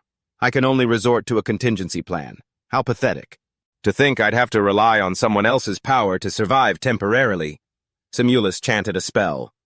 Cruel samsara, transmigrate my soul into the body of a demon. With my outstanding talent, as long as my soul is immortal, my grand ambition will continue. He was furious, but there was nothing he could do. It just needs a little more before it can fully take form. Faye finally understood everything. So that's what happened. Miran's sister and Maravik, we were all reincarnated because of the chaos from that power. She witnessed a heartbreaking scene. Sokka, Sokka lay motionless in a pool of Sizo. Somulus was strangely calm. The cruel samsara has been interrupted. Though I don't know what the consequences will be, he declared loudly, it will certainly allow me to continue to walk this earth. Facey couldn't help but worry. This is bad. The demon emperor has reincarnated too. Her mind officially shut down. This is where her memories end. Faye had no idea where she'd wandered off to. I have to tell Ron about this quickly. Where am I? Am I still inside his soul? Faye was all alone in the horrifying cave when a voice echoed in her head. Faye, come over here. This is the way out. She was immediately on her guard. Ron, is that you talking? It admitted that it was Ron. Yes, it is me. Just then the real Ron's voice warned her, don't listen to it, don't look at it, that's not me. Faye still couldn't understand what was happening. A demon appeared in front of her, looking as if it wanted to devour Faye. But Ron appeared, shattering the demon's plans. He urged her on, what are you standing there frozen for? Hurry and get out. She was blown out of the shell. Faye couldn't understand it at all. What in the world is that thing inside your soul? Ron promised her, when I have time later I'll explain everything, but for now, did you find anything? So Faye recounted what had happened. He wanted to know more. And then what? Faye summarized it with one point. The Demon Lord's power was what assimilated and killed him. We've witnessed that power ourselves. It's like someone else gave that power to the Demon Lord to use. Looks like you already knew. The Eternal Demon King. His left hand can take away power, and his right hand can grant it. He can grant the power he steals to others. Ron slammed his fist on the table. He was furious that he couldn't take care of that bastard Somulus the Demon Lord. She could see where this was going. We have to capture him after he's reincarnated and bring him under our control. If we don't, he'll become another cataclysmic disaster for this world. Ron didn't want to be reckless. People still don't know what he's capable of. It doesn't matter how strong you are. If you go up against him without any intel, you're guaranteed to lose. He sketched out everything related to the guy, but he still had a question. Oh, right. There's one more thing. Faye didn't understand what he meant. What is it? Ron suddenly remembered. Where's Sokka? She deliberately dodged the question. Things were too hectic back then, I wasn't paying attention. Faye changed the subject. Sula, are you hungry? Sula suddenly woke from her nap. Yeah, I'm hungry.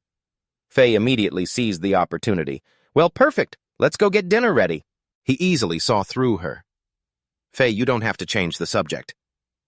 Ron didn't want her to hide from it. Just tell me the truth. Faye was surprised he'd say that. She found it hard to start.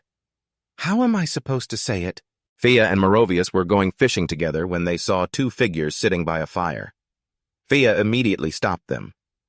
Hey, you two don't go over there. He froze on the spot. Why? She was clearly a practical one. You're a married man and you can't read the mood here. Merovius threw a wet blanket on her mood. Well, now you know why my ex-wife and I got divorced. Sokka quickly noticed something odd. Sir Ron, I just realized the number over your left eye is gone. Why? Ron pointed to his eye. This, he began to explain. When I kill someone I don't want to, that number appears on my face. And Ron already knew how it worked. It only disappears when I feel happy again.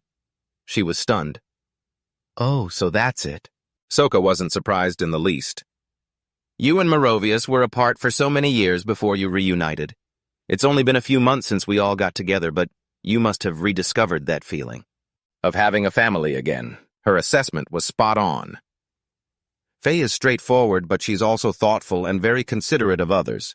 You two only knew each other for a few days, but you've already become like close siblings.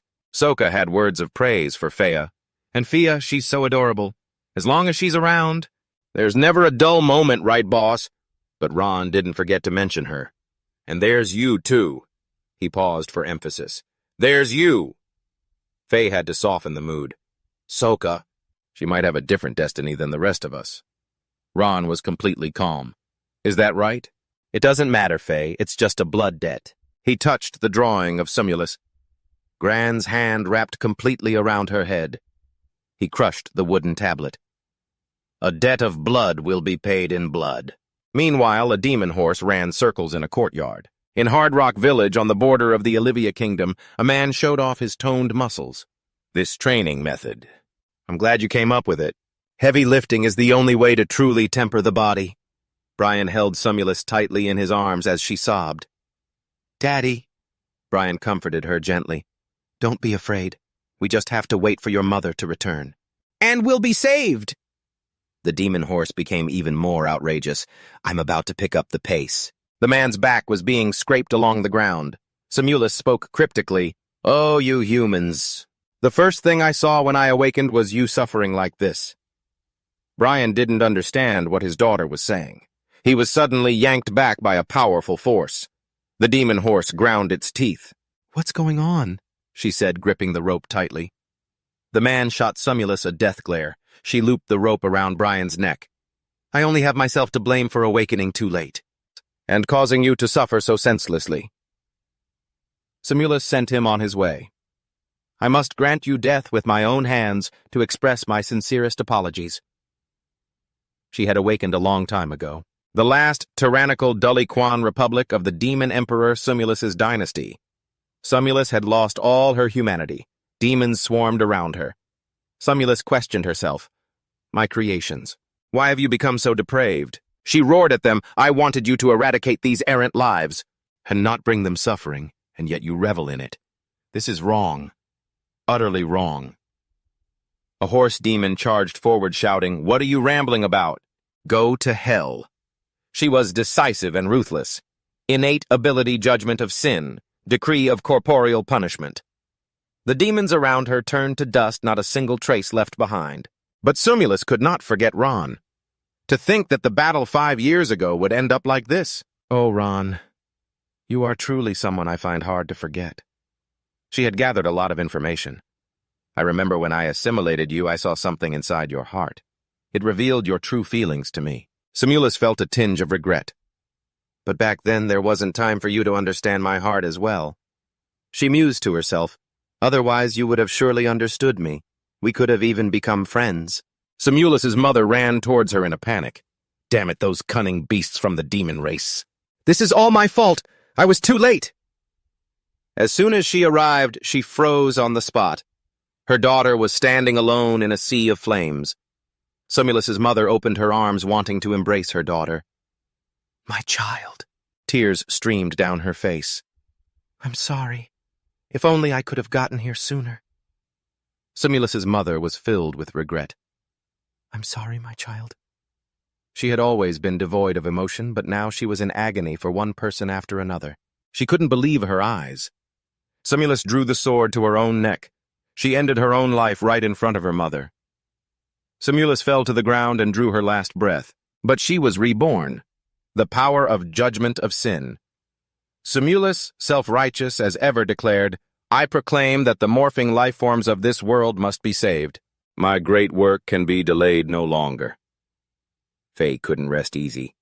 Where the reincarnated demon emperor was now, there were no clues at all. Ron decided to prepare in advance. In a moment, I'll have to take some precautions to prevent him from assimilating those two peak human masters. Right now, we have no way of dealing with those two. She had an idea. Speaking of clues, perhaps the soul fragment can give us some. Ron thought of a name. The soul fragment? You mean the current demon king of Purple Dusk? He always considered things carefully before acting. Faye and I have been in contact with her for a long time. Faye's innate ability can distinguish between truth and lies. She is truly a righteous person. She doesn't want to associate with the demon race. For now, this is our only breakthrough point. The demon king of Purple Dusk. A soul fragment. But Ron still reminded himself, do I really have to trust a demon again? Don't forget what our goal is. He etched the words into his heart. We must slaughter the demons, destroy evil until we are satisfied, until we've hunted them to the last. Faye noticed Ron was distracted. What are you spacing out for? He regained his composure. It's nothing, I was just a little distracted. Ron located a position. Let's choose this place, the terrain is flat. She didn't understand his intention. What are you planning to do? He repeated himself. Like I just said, we need to take precautions. He had a plan all along. Summon the Vampire Knight and have him deliver the intelligence about the Demon Emperor to the human side. Sula had a rough idea. The Vampire Knight, isn't he a monster from Legends? Faye had only heard rumors. I've never met him in person. I've only heard about his terrifying strength and methods. Villains would rather commit suicide than fall into his hands. Ron immediately let a drop of his blood fall onto the grass, and his formation array was complete. 2 hours later, the little girl ran over to take a look. Ron found an excuse to save face. Maybe it's been too many years since I last summoned him. He's just not responding right away. Faye couldn't wait any longer. My body's too drained of energy. I need to sleep for a bit. If the Vampire Knight arrives, remember to wake me up. He agreed cheerfully. Got it. The formation array remained as it was. Sula felt let down. Is this for real? The long-winged vampire? Isn't he just something from a horror story? A strong gust of wind swept past the little girl. Sula finally dared to turn her head to look. The girl let out a breath, scolding herself for being scared. A monster's sharp point was aimed right at Sula. The girl only had time to let out a loud scream. Sula fell to the ground in fear. Help me! Varan appeared in a terrifying form. He gave a special reminder. I didn't call you here to scare people. Ron quickly straightened him out. Get serious, you little devil. Varan's tone was always confident. The one who knew how to use this array to summon me is no longer in this world. Now he was a bit suspicious. So how did you all learn it? Varan casually drew the few lines on the ground. Innate ability origin of the blood curse. Faye judged the scene immediately. The Vampire Knight doesn't exactly look like an ally. Sula quickly realized something was wrong. This is bad. He seems very unhappy. Varan clutched his head and stood up, threatening them coldly. I hope you'll tell me the truth willingly. Otherwise, I'll have to invite you to answer. Ron, who had been silent, finally spoke up. Nice turn of phrase. A literature teacher would give you at least 80 points for that. He looked at Varan with contempt. But other than that, there's nothing impressive about you. I'm so disappointed. The boy was stopped in his tracks, speechless. You... Ron's presence was even more overwhelming than Varan's. You still fail my course, Varan. The boy was dizzy, clutching his head as he tried to recall a memory. Could it be... your... His face suddenly flashed through Varan's mind. Professor Ron? A lecture hall appeared out of thin air, looking majestic, but inside a hand was forcefully holding Varan down. Don't burn my hand. Yen taunted him with a hot iron in front of his face. Why, Varan could only cry pitifully and beg. My mother will see it. The man's face suddenly fell as if in regret. So that's how it is. Unlike the ruthless Lauren family, a mother in a normal family would care for her child. And the child wouldn't want to make his mother worry or grieve for him. Who would have thought Yen would turn on him again, pressing the iron down on his hand? But what the hell does that have to do with me? The guy lifted the iron, revealing a large burn mark. Now it was the other hand's turn. Just as he was about to bring it down, a hand recklessly stopped it. Ron gripped the iron, tightly glaring at Eden with contempt. He narrowed his eyes, threatening Eden coldly, If there's a next time, I'll call your parents to come and drag you home. Though furious, the guy only dared to point and curse. An honorary professor with no official title. How dare you? A second later, the three of them were thrown outside. Ron still stared at them with a cold gaze. When he saw him step forward, Varan rushed to stop him. Wait! He tried to run through the crowd, shouting as he chased after Ron. Please wait a moment. But Varan's only reply was his retreating back. I didn't even get to... The door suddenly slammed shut, preventing his words from reaching Ron. Thank you, Professor, he muttered nearby. Two students peeking through the glass caught Varan's attention. Holy crap, the lecture hall is packed. There have to be at least 1,000 students in there, right? You're so clueless. He too became very curious upon hearing these words, so he peeked his head in to look. That's the demon-slaying maniac, who fought alone deep in demon territory. He only comes to teach combat for a few days on the rare occasion he has free time. Inside the class was well-behaved with Ron at the front. Those who want to fight demons and become heroes would probably fight tooth and nail just to attend his class. The other two pressed their faces right against the glass to watch the spectacle. Hey, look over there. A lot of princes came too. Varan ignored their back and forth and walked away. You're right. The 6th prince, the 7th prince, the 9th princess. Where's the 8th prince? The most handsome man on the East Coast. That bastard tried to force someone to give him their seat, and Professor Ron ended up grabbing him by the collar and throwing him out. He returned to the worn path, feeling dejected. What could someone like me possibly have to thank him with? Suddenly, a series of vines shot out of nowhere, binding Varan tightly. He was hung upside down from a large tree, gift sigil plant. Master. Control over plants. The bullies. They were back to torment Varan again. This is the wasteland outside the academy. No matter how much you scream for help, it's useless. I'll give you a chance to live. Lure Ron to our family's territory. I want to capture and torture him, you hear me? If you don't, I'll kill you right now. He nearly lost control and cursed, "Go to hell!" Eden looked at Varan, even more excited, as if staring at helpless prey. I see. I didn't expect you to be so defiant. The guy swung his fist and punched Varan hard in the face. Having every bone in your body crushed is a long process. I hope you can enjoy it as much as I will. The other two were discussing something. So how should we handle this? Where should we bury this guy later? The usual spot. Meanwhile, he was beaten until he was dazed, but he was still silently worrying about Ron. The Lauren family's torture is terrifying. I can't let them capture Professor Ron. I can't let them hurt the professor. I have to stop them. Varan's vision started to go white, leaving him with just one final sliver of consciousness. That's right. The gift sigil. I have to use my gift sigil to escape. Before he passed out, a mocking voice echoed in Varan's ear. An idiot like you who doesn't even dare to practice with his own gift sigil. Probably doesn't even know how to use it. His brain sent signals throughout his body. He was in agony all over and couldn't breathe. I'm going to die. Ugh. Very quickly, a flash of light appeared as Ron managed to catch Varan just in time. He held Varan up with one hand, offering words of praise. You're a tough kid. Once steady on his feet, he immediately warned Ron, The Laurens, they want to hurt you. Where are the 3 of them? But he seemed completely unafraid, merely glancing upwards. They're about to fall. In the sky, the 3 bullies were plummeting at a dizzying speed. After an impact, drops of bright red liquid splattered everywhere. He was witnessing a rain of blood. Hearing Ron's nonchalant tone, he froze instantly.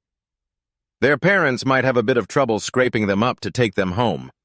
He, on the other hand, was calm enough to extend an invitation to Varan. Come to class tomorrow.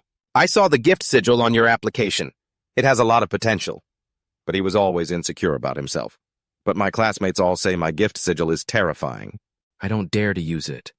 If it's terrifying, Ron quickly offered some bold advice, then make it the enemy's nightmare. And so Varan became his shadow, following him relentlessly. Professor Ron, I really don't know how I can ever thank you. Ron was also a very dedicated teacher. That's a problem for you to consider. It's not my job to think for you. I'm still wondering what to eat for dinner tonight. On the way to the lecture hall, Varan chattered non-stop. My mom is making a fruit tart today, Professor. What kind of fruit do you like? He replied briefly and dismissively. Strawberries, I guess. Before long, the sky was blanketed by night. At the same time, a voice echoed, Varan, do you understand the situation completely? He stood up straight and reported seriously, Yes, sir. Crystal clear. I will depart immediately to report the intelligence on the Demon Emperor to the other nations so they can strengthen their defenses. Ron kept repeating one key point. It's about those two. We absolutely cannot let the Demon Emperor obtain their bodies. Little Sula looked around, then fixed her eyes on Faye. Who are they talking about? She answered quickly without hesitation. Grand Emperor Hyonha and Stormdance Yuha, 2 top-tier masters known as the Hands of Humanity. Faye was referring to Grand Emperor Hyonha's bird symbol. King Anaya, the restorer of humanity, and the 3 weapons perpendicular to the arrow are the sigil of Stormdance Yuha, leader of the Northern Alliance, the ultimate warrior on this side. Viren silently recounted the situation. Stormdance Yuha has been in seclusion for 3 or 4 years now. It will probably be very difficult for me to communicate with him directly. Hearing this, Ron seemed regretful. Is that so? I was going to ask you if he's still as courageous as he was back then. What a pity. He was also very sympathetic towards him. I understand. After all, he's the only person who ever defeated you in a direct fight, Professor. Of course, you'd be particularly interested in him. Speaking of which, Ron immediately refocused. His work was more or less in order. Willin, you need to leave now. Every second you're late gives the Demon Emperor another chance. Varan instantly put on his helmet, transforming into a bloodthirsty demon. Yes, ma'am, I will not fail you. He flapped his wings and flew swiftly across the sky. Sula watched, amused. Goodbye, big brother. You look like a giant mosquito. She certainly had some thoughts on his new look. Honestly, that armor of his is really unsettling. Only he kept watching, but without forgetting what was important. Now we don't have to worry about internal strife anymore. We can focus on investigating the whereabouts of the reincarnated Demon Emperor. In the blink of an eye, the next day arrived. Faye went in the opposite direction from Ron. I want to go arrange the work for the departments, to prevent them from causing trouble after we leave. He also took the opportunity to head to the barracks. This journey to find the deathly silent demon lord would not be a short one. I'll go to the cavalry barracks and pick 2 horses with good stamina. While I'm there, I'll see if I can find any good quality porcelain jars. Hearing this, her footsteps suddenly halted. Porcelain jars. He turned his head slightly, his voice chillingly calm. If we can't kill the Demon Emperor, then after we sever his 4 limbs, we'll stuff him into a porcelain jar. His decree of punishment can instantly annihilate any creature with weak spiritual pressure in his line of sight, so his eyes will have to be gouged out too. And with his instigative silver tongue, it's best to rip that out as well. The killing intent radiating from his every word grew thicker. For as long as I live, I will constantly cast healing spells just strong enough to keep him alive, to make him live like a filthy fly. After I die, the healers of the Compassion sect will carry on this duty from one generation to the next. Even she broke out in a cold sweat, remarking, Honestly, sometimes I feel very lucky that you're not on the side of evil. Elsewhere, on another path, Blue Ears couldn't stand the boredom and started to gossip. Hey, did you hear? Yesterday, another guy tried to seize power and challenge that old Fae. I heard they fought to a draw and the leader valued him, so she spared his life. The one called Goldenhorn sneered. He's the Grim Reaper, the cavalry commander of the Yuan Shan territory. Just a draw, huh? He replied in an arrogant, careless tone. If I had a good opportunity, I could definitely kill that Fae hag and take the leader's throne for myself. As soon as the words left his mouth, Blue Ear's expression changed drastically. He's here. It's him. The goblin army following the 2 of them also stared wide-eyed and mouths agape. Goldenhorn didn't know who was approaching so aggressively with a knife. Him, I'm not someone to be trifled with. But when a long hand reached out, he panicked. Shit. Maybe it's not too late to beg for mercy. Deep within Goldenhorn's dark pupils, there was the image of a dark figure raising its claws. But who would have thought it was just Ron stroking his horse? Just then, an announcement reached his ears. Everyone make way, Lord Desert Fang has arrived. The one leading the way, excitedly eating an apple, was the vice leader of the Yuan Shan territory, Desert Fang. Listen up. The leader says she's going to be away for a while. He squinted, took a bite of fruit, and then gave an order. Hurry and prepare the supplies for the ceremony. I want to hold a surprise farewell ritual for the leader. Watching him, Ron couldn't help but feel uneasy. This ass-kissing sycophant thinks he's so smart making a big show like this. Letting him run wild will only expose Faye's and my movements. If the other demon lords notice something unusual, we'll be in big trouble. Standing to the side, Goldenhorn couldn't help but comment. A useless bum who wouldn't even dare to kill a fish. If I were in charge, I'd lead you all to attack fortresses every single day. Blue Ears was very indignant, but he still understood the reality of the situation. He's got the leader backing him. No matter how good we are at fighting, we still have to bow our heads. Before he could finish, Desert Fang rushed over and slammed his head down. You like to whisper, do you well, then today you'll be the messenger. You are not to touch any weapons. Any objections?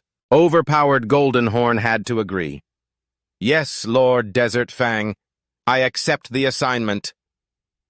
Ron, who had been quietly observing, finally understood the situation.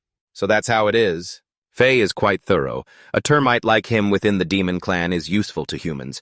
Letting this kind of pest hold a high position can keep the demon clan's military forces in check. Killing him would be a waste. Ron watched the arrogant man approach and bluntly criticized him. Making such a big fuss goes against the leader's principle of conserving resources. He looked up slightly, his voice a warning. "Desert Fang, I'm afraid this will displease the leader." But the man simply spat a mouthful of apple pulp right in Ron's face. "Are you trying to teach me how to do my job?" Desert Fang grew even angrier as he recalled Ron's attitude. "Ah, that's right. You didn't kneel before me just now, did you? Lucky for you, I have a kind heart, and am willing to give a little troublemaker like you a chance to make amends." Ron frowned slightly silently, wiping his face as the man continued his tirade. "Kowtow once, and I'll forgive you." Emboldened, Desert Fang pushed his advantage, waving over a subordinate. "Ah, no, wait a moment. The ground is a bit hard. I'm worried you'll hurt your head when you kowtow." He had his men shovel over a pile of manure, then pointed at it arrogantly. There. By now, Desert Fang was grinning from ear to ear. "Now kowtow." The men behind him were all enjoying the spectacle. This is going to be a good show. Ron remained silent, cursing inwardly. "What a pain," Desert Fang persisted, whispering in a petulant voice next to his ear. "If you don't kowtow right now, I'm going to go tattle to the leader." He continued, lowering his voice to threaten Ron. "You frog in a well, have you any idea how terrifying the leader can be? If she finds out you've been disobedient, a single roar from her could probably scare you to death. And when that happens, this great Lord Desert Fang won't have a chance to beg for your life." He silently glanced at Desert Fang, trying to swallow his anger. "If I teach him a lesson, I'm afraid I'll be too heavy-handed, and he won't have the confidence to continue reigning in the demons here anymore." Unaware, he continued to provoke Ron. "What's wrong, scared stiff? Cat got your tongue." Desert Fang even grabbed his collar and tried to force his head down into the manure. "In that case, let this great lord help you wake up kowtow for me." But he didn't succeed. Instead, he was tripped, and just like that, right in front of his underlings, Desert Fang face-planted straight into the pile of manure. Unable to bear this humiliation, he let out a furious roar. Just then, Facey appeared and called out his name. "Hey, Saw Mac, what do you think you're doing?" The moment Saw Mac saw her, he immediately rushed over to tattle. "Chief, this brat refused to obey my orders. You have to punish him severely." After saying that, he turned to Ron and growled, "You just wait." He thought, "You're done for." But before he could even gloat, Samak was kicked square in the calf, forcing him down. He stumbled, falling to his knees before Ron, helpless but not daring to resist. "Chief, why did you—" Facey showed no mercy, putting Samak in his place with harsh words. "If I hear you ask why one more time, you can start digging your own grave." She then walked over to Ron, asserting her authority on his behalf. "From now on, the moment you see him, you will kneel. You are not to stand until he is completely out of your sight." Ron felt a bit awkward and gently told Facey, "You don't have to be so over the top. I wasn't planning on killing him." Meanwhile, the other monsters were in an uproar. "What in the world is happening?" "Keep your voices down." The way the chief is treating him proves he's not just powerful, but probably some high-ranking figure sent by the cruel Demon King. They all stared at Samak, judging him with their eyes. "Look at him. He's just an immigrant from the desolate royal court, always throwing his weight around. Someone should have put him in his place ages ago. Looks like he finally picked a fight with someone he can't handle." Samak himself was completely powerless. Just who in the world is he for the chief to act like that? And now I've made an enemy of him. My future is definitely ruined. As Samak watched their figures disappear, he could only tell himself that he must follow the chief's orders, manage the Vienson region well, and atone for his mistake. Once they were a good distance away, Facey finally spoke. "The deathly stillness Demon King despises the Demon Emperor. If we explain the situation, I'm certain she will give us her full support." Ron replied as he helped Sula down. "Let's hope so. For now, it's the only option we have." A moment later, the two horses neighed, and they galloped off under the setting sun to meet one of the 5 great Demon Kings, the ruler of the Deathly Stillness Royal Court. Astral projection, very quickly on that very night. In New Bailu City, the capital of the Eternal Royal Court, Medinicus appeared. Moonlight streamed through the clouds, illuminating the room. "I am quite at ease with my Eternal Royal Court taking the lead. The Demon Clan has completed the first step of its reformation." Tu rested his chin on his hand, his sharp, cold gaze fixed on nothing in particular. Mere tools of slaughter cannot supplant humanity's rule over the world. Only another civilization can achieve that. Now even the lowliest of the demon clan has emotions. That is the very core of civilization. And in this meeting, I hope to advance with you all to the next stage of civilization faith. In the meeting room, a representative spoke, making the atmosphere even colder. Humans make great contributions. After they die, they are worshipped by everyone as gods. We too should have the entire demon clan worship His Majesty, the Demon Emperor, as a demon god. The one speaking sitting ramrod straight in a full suit of armor was the conquest. Demon King Agricola. Victory has been achieved, yet we must achieve more. Sometimes the dead are more useful than the living. I support this. The one with a long sword hanging over his head, the cruel demon king Udrat, who brings war upon the land, also agreed. I have no objection. Only the desolate Demon King Minotaur, who turns wine and food to dust, was the one to call him out. Do you already have my son's support, so there's no need for this charade? It asking a father like me for my opinion. The astral projection of the deathly stillness Demon King complained irritably. What have the affairs of your demon clan got to do with me? Why drag me here just to spoil the mood? Finally, the eternal Demon King. 2. Glory belongs to the demon firstborn, addressed her. Fan Lin. I understand your position, and I won't force you to abandon everything at once. And from the old era. Fan Lin's cold gaze toward him remained unchanged. Tu ignored it and continued. But I believe that one day you will understand. Destroying humanity is not my goal, but rather the process of remaking the world. Fan Lin suddenly stood up, giving a slight bow as if asking for leave. Tu allowed her to depart, and then urged the others. All right, everyone, let us continue the meeting. On a dirt path, hooves kicked up clouds of dust. It wasn't long before the two horses reached the lawless territory of the cruel royal court. Ron urged his horse forward to get a better view of the situation. Varan's blazing red aura kept watch from the sky. At the same time, the vampire knight Willen, in his haste to inform humanity about the demon emperor's reincarnation and his powers, had been flying for days without rest. He finally arrived at the kingdom of Angia and its wartime capital, Kwangfuk City, and entered the castle. Varan was then addressed by the Prime Minister. Your Excellency Willen, there's no need to be so reserved. We aren't overly concerned with courtly etiquette here. Willen, though completely exhausted, still tried to explain. My apologies, you're reading too much into it. I'm simply a man of few words. So hungry. Hearing this, the old man found it best not to press further and changed the subject. His Majesty is currently dining. You may report to him directly. At these words, Varan's eyes lit up. The great Emperor Hao Nya. This is my first time meeting him. He stood before the open doors and stepped inside, curious. A monarch, a master of schemes, who killed a king and his own sons to ascend the throne through bloodshed. What kind of man could he be? The man inside, who was in the middle of a meal, saw Varan and greeted him nonchalantly. You must be the vampire knight Willan, the seasoned face of the king of the Anya kingdom. The restorer of humanity, the great Emperor Hao Nya, looked up with a faint smile. My 8th son speaks very highly of you. It's a pity that back when he knighted you, I was occupied with other matters and couldn't attend. Hao Nya then extended a clean hand, gesturing to the chair beside him. Our first meeting is quite timely right at dinner. Please have a seat. The Prime Minister also took the opportunity to report a few things. Although his words and gestures lacked the majesty of a monarch, he treated him with great sincerity. Very good, His Majesty replied cheerfully. Then why haven't you told your historian to record it in the White King's book immediately after the old Prime Minister and 2 important personages appeared with the White King's book? It records the merits and good deeds of each generation's king. The Black King's book records the foolishness and evil deeds of each generation's king of Anya. After Hao Ya finished his meal, he proactively served food for Varan.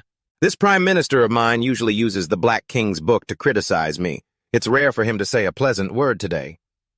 Varan looked at that friendly demeanor with some suspicion. Emperor Hao Ya feels a bit different than I imagined.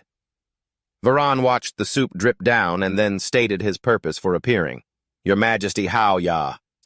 I wish to report a matter concerning the Demon Lord and the 5 heroes. He didn't stand on ceremony and immediately replied, "Go on, speak while you eat." Soon the soup plate was empty with only a wet stain left behind. Haoya tried to scrape up the last of it while discussing business.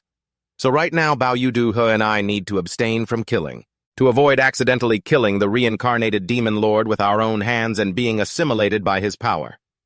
Hearing this, he immediately brought up another matter. "Yes, Your Majesty." "Then what about Bao Yudu He's side?" His Majesty closed his eyes, ate a piece of plain cake, and uttered a sentence. "He's using seclusion as a cover, bringing only a few trusted soldiers to Cayenne Island to train. As of today, it has been 3 years, 8 months, and 27 days. After eating, Haoya casually wiped his hands. "I'll send a spy to deliver the intelligence to him." Just then the Prime Minister unexpectedly entered to announce, "Your Majesty, the spy you sent to the demon territory has returned and requests an audience." He didn't reply immediately, but turned to Varan and said, "It's fine, you don't need to leave. I trust your character." However, he politely refused. "Thank you for your trust, Your Majesty, but it wouldn't be appropriate for me to remain while another person has an audience." And so Haoya immediately stood up behind Varan. "All right then, I'll take you to the guest room to rest. You've had a long journey." He was momentarily stunned, unable to believe it. "Your Majesty, you're going personally. Having a servant show me the way is fine." Unexpectedly, His Majesty was very considerate of the servants. "It's their lunch break now. If I call them from the break room, they'll have to make an extra trip. It's too much trouble." With no other choice, Varan could only walk and talk with him. "Speaking of which, you must trust that spy a great deal. You're even entrusting him with the intelligence about the demon lord." Haoya agreed and then added his own comment. "That kid is very competent, but for this matter, it's more suitable to send a human spy." Just as he finished speaking, the 7th royal spy of Anya, Limerach, was already kneeling in salute. "Your Majesty, I've also brought back military intelligence from the Conquest Court and the Neo-Tyranny Court, along with measurement data from the Mayuan Mountains magical implement. On the way, I eliminated a squad of new recruits from the Neo-Tyranny Court." As he looked up, he caught sight of Varan's familiar face, and his jaw dropped. "Your Majesty, why is the Vampire Knight here? His Majesty just glanced back and forth between them, then proactively acted as a bridge for the two. "You two haven't met before, have you? Let me introduce you." Haoya pointed from Golden Horn to him to introduce him. "This is the vassal of the 8th Prince Lord of Lauren Valley, the Vampire Knight William. And this is my subordinate, the 7th Royal Spy Limerach." After entering the room, Varan finally had time to process everything. A demon working for His Majesty Haoya. Outside, the man was still reporting non-stop to Haoya. "The Conquest Court intends to gather a large army.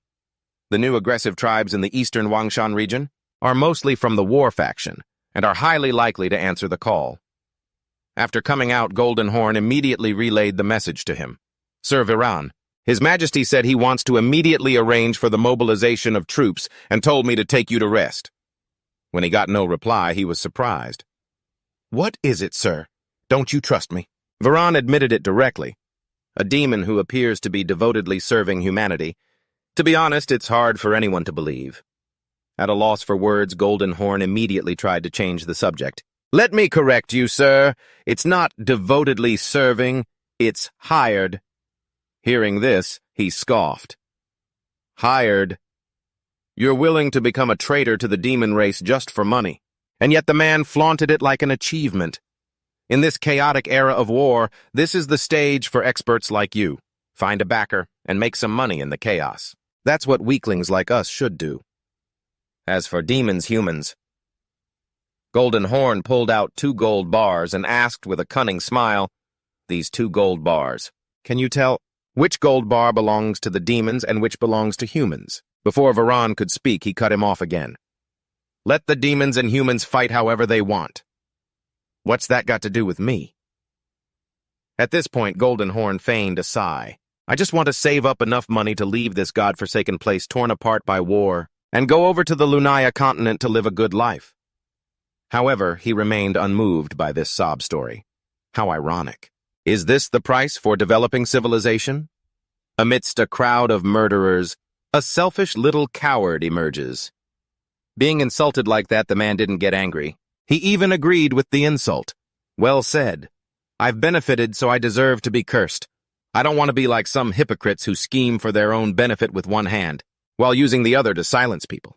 These dirty deeds. The mere thought of them disgusts me. Golden Horn's expression gradually brightened as he mentioned an important person. Speaking of this selfish topic, I'm reminded of your teacher, Ron. He is a paragon of selflessness, a truly worthy hero who fights for the good and is determined to hunt down and eliminate evil. Unable to stand his whimsy, he scowled and shouted, "If you have something to say it directly. Don't play this game of praising before criticizing." Suddenly the man looked down at Varan, drawing out his tone. But is he really that noble and selfless? Is it because he has no personal desires, or is it because his ambitions just happen to align with protecting the people, allowing him to do both at once? Golden Horn's eyes grew cold and emotionless. Who knows what dark secrets he hides inside? His pupils shifted slightly as he spat out his contemptuous words. Maybe he's even deceiving himself. Varan couldn't stand it anymore and pointed his sword at Golden Horn's neck, his mismatched eyes and cold voice gradually revealing themselves. You'd better think very carefully about what you say next. The man was scared out of his wits and had to correct himself. It's just a hypothetical. Just a hypothetical. I meant absolutely no disrespect to the deceased. I held him in the highest regard. Years ago, when the vile crimson demons were bullying me, he cut them down and vented my anger for me. He pressed the tip of his blade against Golden Horn's neck again to interrogate him. Tell me your hypothesis. The man didn't dare disobey, forcing out the words in a panic. I was just thinking, hypothetically.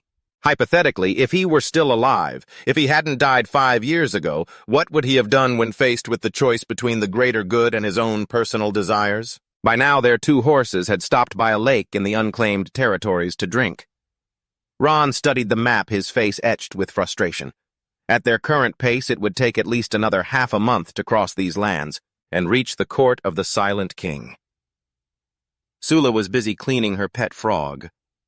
It's a good thing this area is so desolate. We haven't even run into any demon tribe bandits. Nearby Faye was cooking.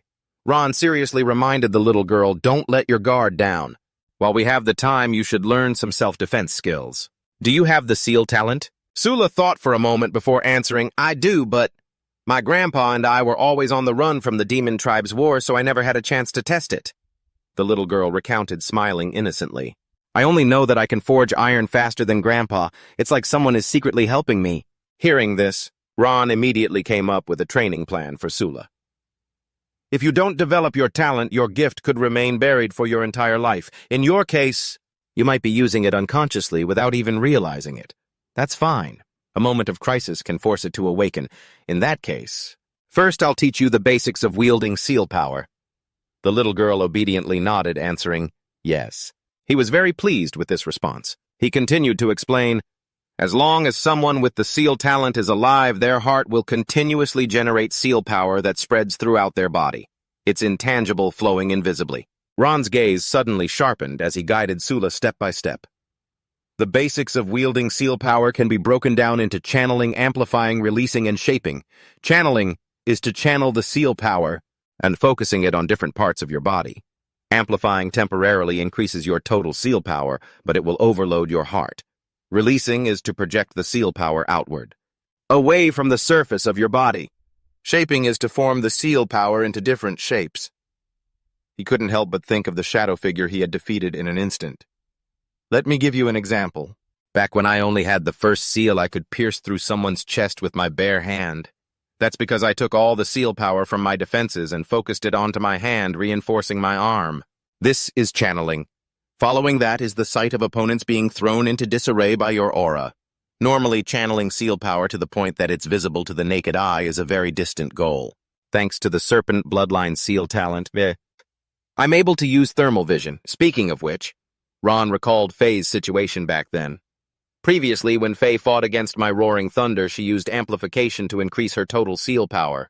She increased the density of seal power throughout her body, making it as solid as a rock, a powerful physique hidden behind sturdy armor. That's my goal.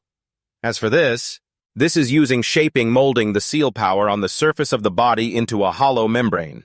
Here, I first use shaping and my ancient serpent bloodline seal talent to form a snake. Then I release it, letting it leave my body and act on its own. After a while of lecturing, he crossed his arms and looked at Sula. Now you'll learn the most basic channeling. Try to feel the seal power, then channel it to concentrate in your hand. Hearing this, the little girl immediately swung her arm forcefully. Yes, channeling, Ron reminded her a bit helplessly. You don't need to shout it out. Immediately after, Sula's hand was engulfed in flames. I can feel it. It's moving. Ron took this opportunity to check Sula's true strength. As I thought, you're very talented. Now take out your hammer and give it a swing. Doesn't it feel lighter to swing than before? The little girl beamed, able to lift the hammer with ease. It really is. Ron wasted no time continuing his earnest instruction. You can also use channeling to imbue your aura onto the hammer. Some sword techniques are based on this principle, you know. But the effect of the aura on these external objects will be diminished. He began to draw his sword to demonstrate. Weapons made of resting steel are one of the exceptions. Immediately after, Ron ordered the girl to do it again. All right, now practice your defense. Staying alive is what matters most. Your aura is limited, so you can only maintain a localized defense. Focus all your aura into your hands to make your flesh and bones rigid. He even lightly pressed the sword against Sula's hand. Get ready. I'm going to strike down with a very small amount of force. Try your best to defend. The girl showed no panic. Instead, she was surprisingly obedient. Yes, sir. I wouldn't trust anyone else, but with your skill, I'm sure you'll withdraw your strength the moment you break through my defense right. But as soon as Ron spoke, the girl's eyes widened and she broke out in a cold sweat. I'll reattach your severed arm for you. Sula was completely frozen, watching helplessly as the sword came down. She braced herself with all her might to block the blow. The sword stopped the instant it touched Sula's hand. In that point of contact with the metal, the mountain golem core had clenched their teeth to block it. Innate seal mountain golem core. After being released, they danced joyfully in Sula's hands. It's only in a crisis that a person can unleash their true potential. Sula gleefully hugged the mountain golem core. When I channel them, they do this. What's next? What should I do? Ron frowned, trying to rack his brain. Let me think for a moment. How do you use this type of innate seal? He touched his chin, falling into deep thought for a moment.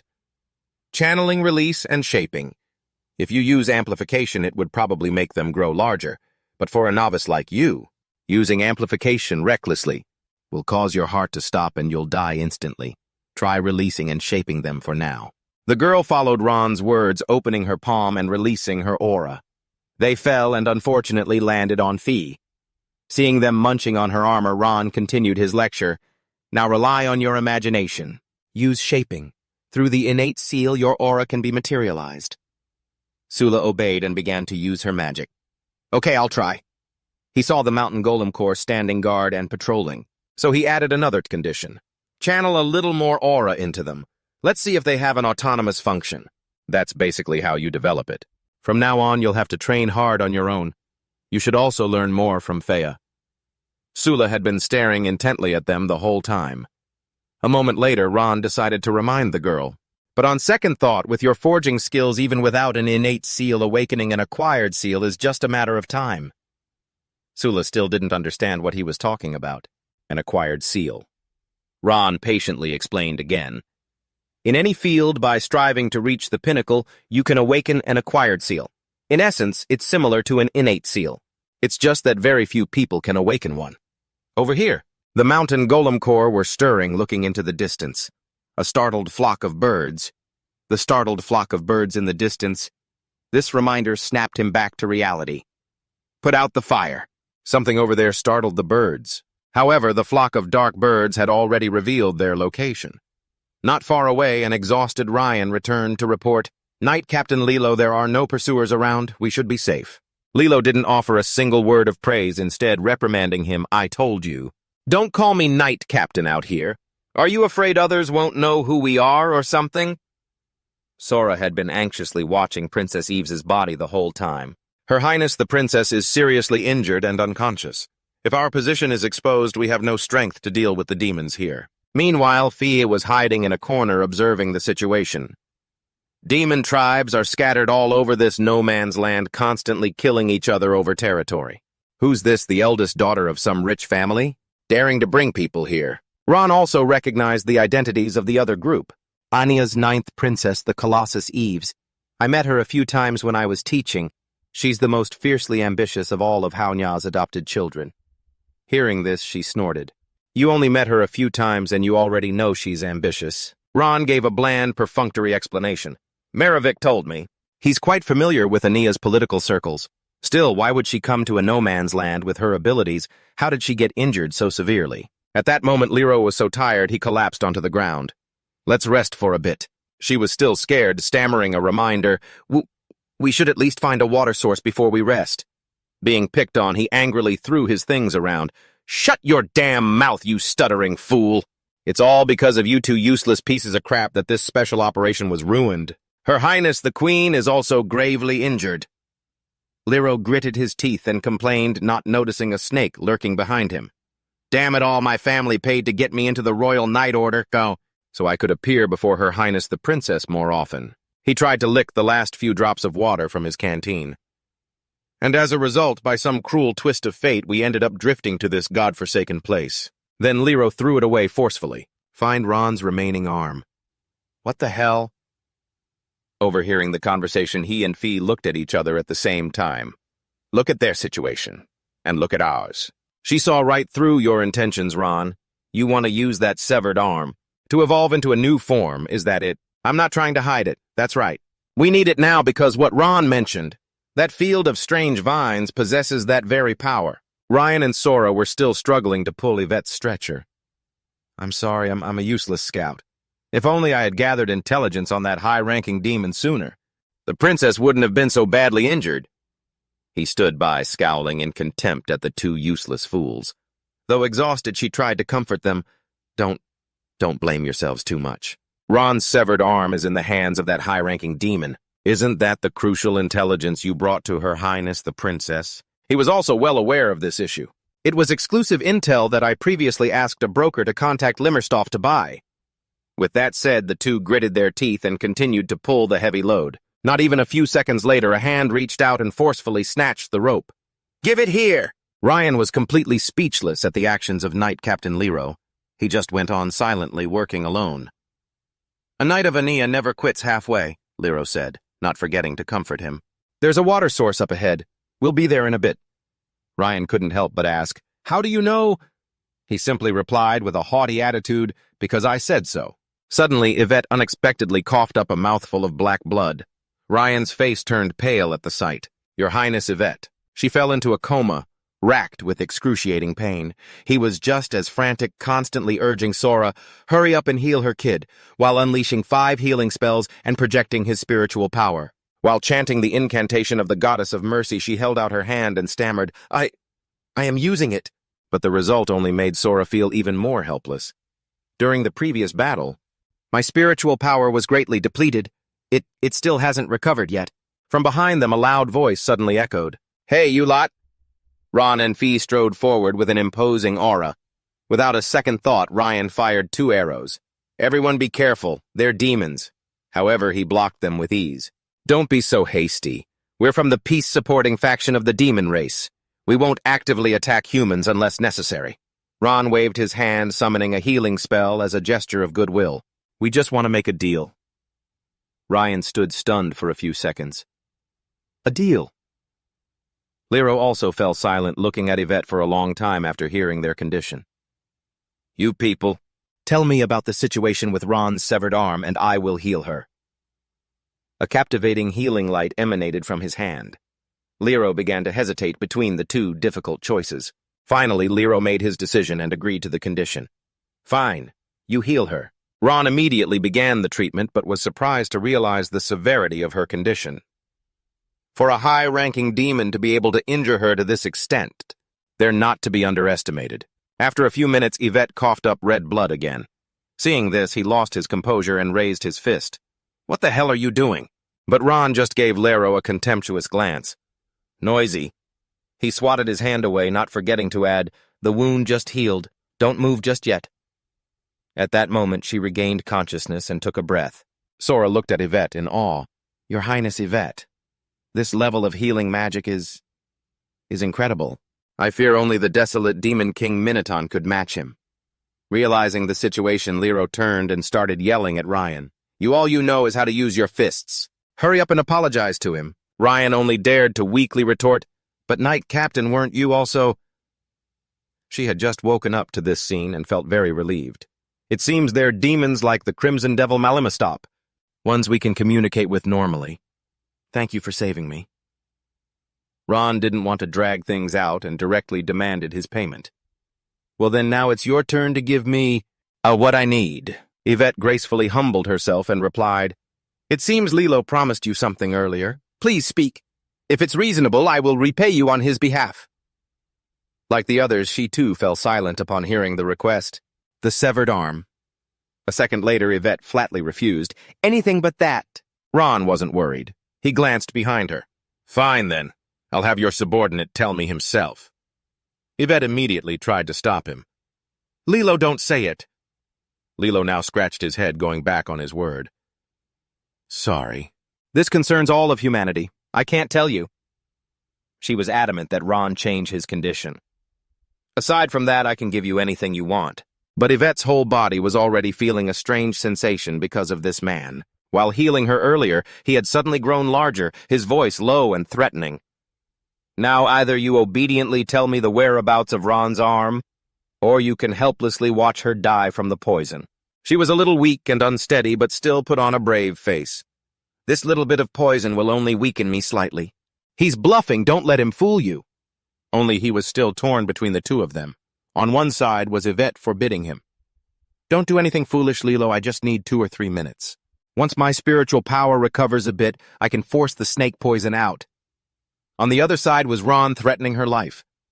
Think about it, Lilo. When the king of the Haonya kingdom hears that she has died, how are you going to explain yourself? Cornered Lilo held his head in despair. Damn it, what do I do? What do I do? Unhappy Ron turned his back and walked away. To choose death over submission. Admirable. In that case, we won't force you any longer. But Liro suddenly called out, stopping him. Wait. Eves, however, irritably advised him. Just ignore him. He's just trying a soft approach. She gritted her teeth, forcing out each word through the pain. Soon, I will be able to restore my power. He's the one who should be worried. Fia, walking beside her, asked with some unease. Are you sure? Ron seemed to understand them completely. The kingdom of Anya has no room for the weak. In this situation, her subordinates will only think she's bluffing. Wait! Liro finally gave in, revealing the secret. Ron's arm is in the hands of Jer-Er, the great warlord. He frowned as he spoke of the cruel Jer-Er. He was a trusted subordinate of the first oppressor demon king Banner. After Banner's fall, he feared being purged by the eternal demon king too, so he fled into the deep forests, becoming a bandit and hiding everywhere. According to Liro, he willingly offered the arm to a higher power. The top-secret intelligence we have is that Ron's arm is in his possession. Her Highness the Princess wants to reclaim it, the remains of that hero, to boost the morale of the kingdom of Ania's soldiers and people. But Jer-Er lost his life during that crisis. However, who would have thought Jer-Er had already fused Ron's arm with his own body? His strength was beyond our expectations. We were caught completely off guard. Her Highness was gravely injured by him while covering our retreat. Ron had finally been waiting for this moment. I see. So where is he now? He answered every question he was asked. To the west, they're resting at the Genyunyu ruins. Afterwards, Fea and Ron immediately huddled together to discuss their plan. We're heading west to the Zixi royal court, so we'll have to pass through Genyunyu anyway. It's just that Jer-Er fella. I'm afraid we won't be able to handle him. We have to come up with a better plan. Meanwhile, Liro was anxiously urging them, I've told you everything I know. Hurry up and cure Her Highness's poison. But he didn't answer, instead taking Fia's hand. The two of them just openly walked away, enraging him. Hey, you despicable animals, get back here! At that moment, Eves slowly stood up and ordered Lilo, that's enough. Lilo, sheath your sword. He then turned back to check on her. Princess, Your Highness, are you all right? Eves, very displeased, reprimanded Lilo. I already told you. This is a trivial poison. I'll recover soon enough. He immediately knelt to accept his punishment. My apologies, Your Highness. This disaster is my fault. I shouldn't have tried to be clever. Meanwhile, Sora and Ryan were worried for Lilo's life. Will this be considered disobeying a direct order? What will happen? He'll be punished according to military law. We have to go plead with Her Highness. Unexpectedly, Eve wasn't angry. She took his hand and helped him up. She patted Lero on the shoulder and took the blame herself. The fault isn't yours. My explanation wasn't thorough enough. In her heart, Eve's had her own calculations. We don't have to worry about Ron's arm being taken by those two demons. They are no match for Jer. Let's rest for a bit and calmly figure out a way to defeat him. As for Lero, he could only repeat his usual phrase, "Yes, Your Highness." Suddenly, his keen ears picked up something unusual. "Your Highness' enemies are approaching."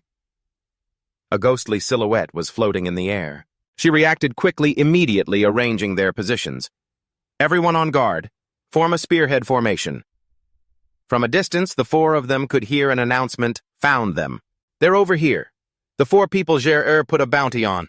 They were the Leapy Brotherhood, a bandit group from the lawless zone led by the white demon Gakifu. He already said it. We just need the heads of those four, and we get to keep their four fine pelts for ourselves. The great landlord Swiftstrider, one of his subordinates, was even more excited, rallying his brothers. "Partners, let's make a bet. See which one of them lives the longest after being skinned. I lost last time, so I have to win big this time."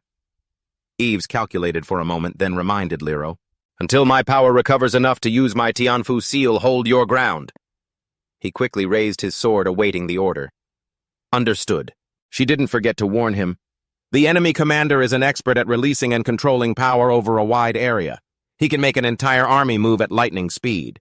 Their mobility is extremely high. If we get separated, we'll be picked off one by one. The Riddle Demon couldn't wait and spoke up. "Boss, don't rush in. Let me weaken them first." "All right." Hearing this, the White Demon enthusiastically agreed. "Go ahead. They don't know about your Tianfu seal." Having received permission, he aggressively issued a challenge.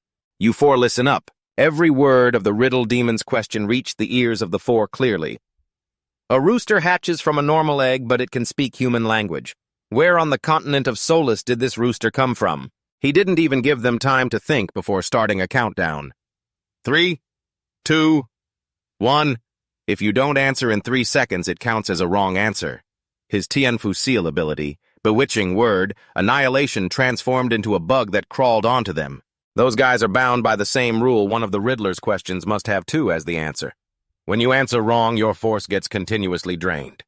Lero gritted his teeth, trying not to do anything rash. Beauty is a gift, a type of innate seal rule. Are we just going to have our force drained by the host until we die?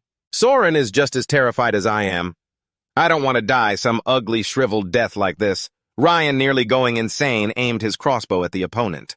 This thing can't be destroyed. Then I'll attack your true form directly. Luckily, Ives managed to stop him. Don't be reckless. Save your arrows. He's moving too fast. You won't hit him from this distance. Just like you said, they're teleporting as fast as lightning. As long as the boss is here, they won't even dare to touch a single hair on me. Watching this scene, he looked very pleased. Well done. Well done. Now all of you attack. He then shot a hostile glance at the White Demon. My innate seal based on defense and shaping alone is already invincible. Once I've absorbed enough force to level up to a 2-seal user, I'll figure out a way to train my speed. This brute will no longer be of any use. As he finished his thought, the horde of demons instantly surged forward like a storm. The other 3 couldn't react in time and just stood rooted to the spot in a panic. Right after that, a familiar head of white hair appeared before Yvette. I told you, your wounds just healed. Don't exert yourself. Ron mercilessly chopped the heads off several demons as he suddenly transformed into his fierce thunder form. Eve was momentarily stunned by the sight. She never expected him. Fia suddenly appeared, interrupting her thoughts. Don't be so formal. Just consider this a welcome gift for our new alliance. But before moving on, she made her purpose clear. We just thought of an opportunity for us to cooperate, so we came back specifically to discuss it with you. Cooperating to deal with the dead one. Steal Ron's arm. Of course, that arm belongs to us. Meanwhile, a massive explosion erupted. Ron's entire body was continuing to transform, leveling up from a 2-seal to a 3-seal user. Even he had to marvel to himself, I can't believe this molting snake form can level up even further. The White Demon appeared just in time to assist the Question Demon. I'll hold him down. Hurry up and ask your question. He even used his boundless desert technique, but the Question Demon blocked it. No matter how fast you are. Right now you're nothing but a headless fly. He stepped forward with a smile and posed the question. Listen up. My name is Xiaoji. We are 4 brothers in total. The eldest is named Dagu, the second is Ergu, the third is Sangu. So, what is the 4th brother's name? The question. Demon's voice echoed in the sandstorm. 3, 2. Finally, Ron solved the riddle. Sigu. In response, the question demon just smiled smugly.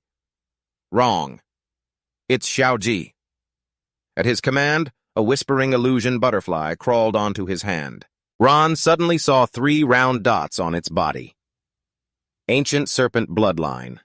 Thermal vision. A second later, the question demon's body temperature suddenly spiked.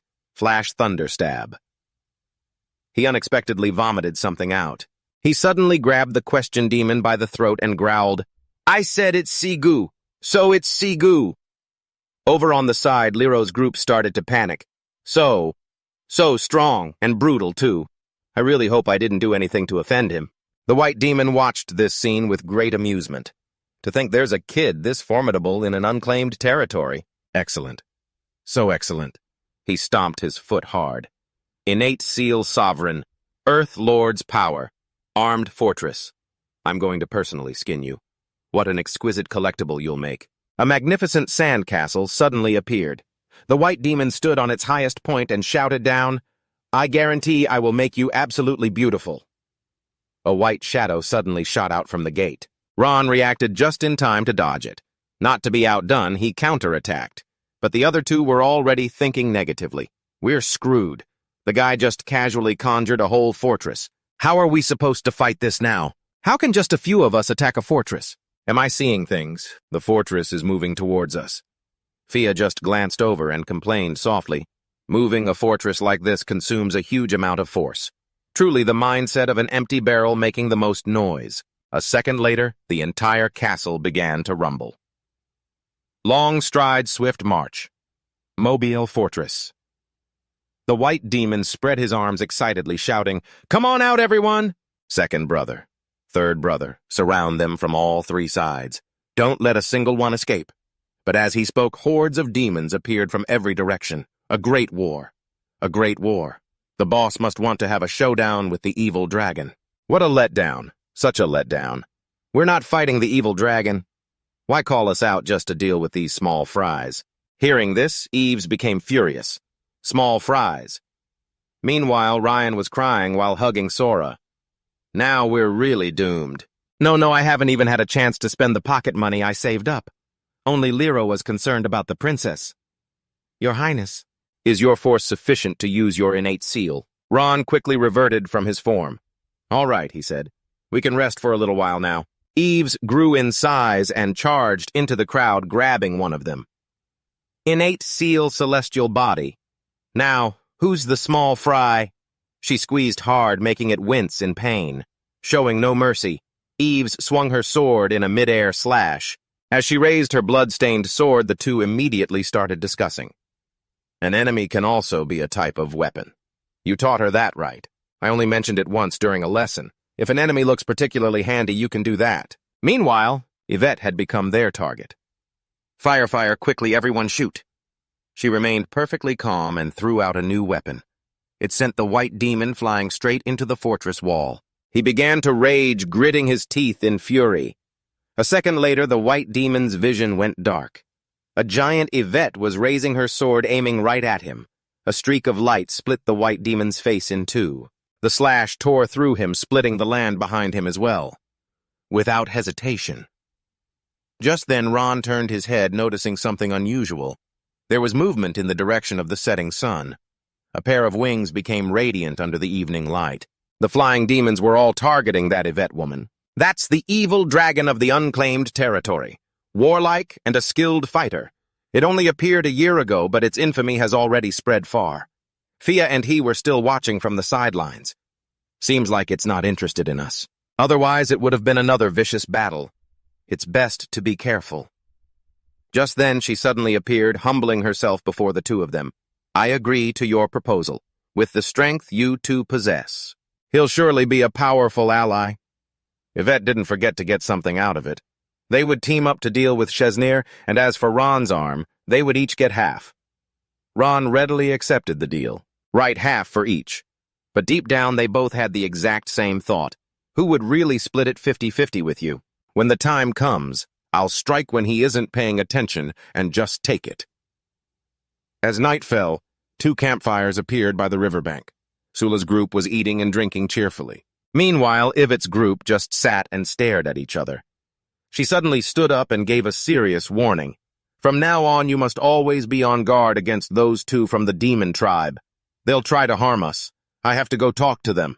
Lero nodded vigorously and replied, I will not fail my mission. I will atone for my sins. Then Ivet shifted her gaze to the little girl she had noticed earlier. What's the deal with that child?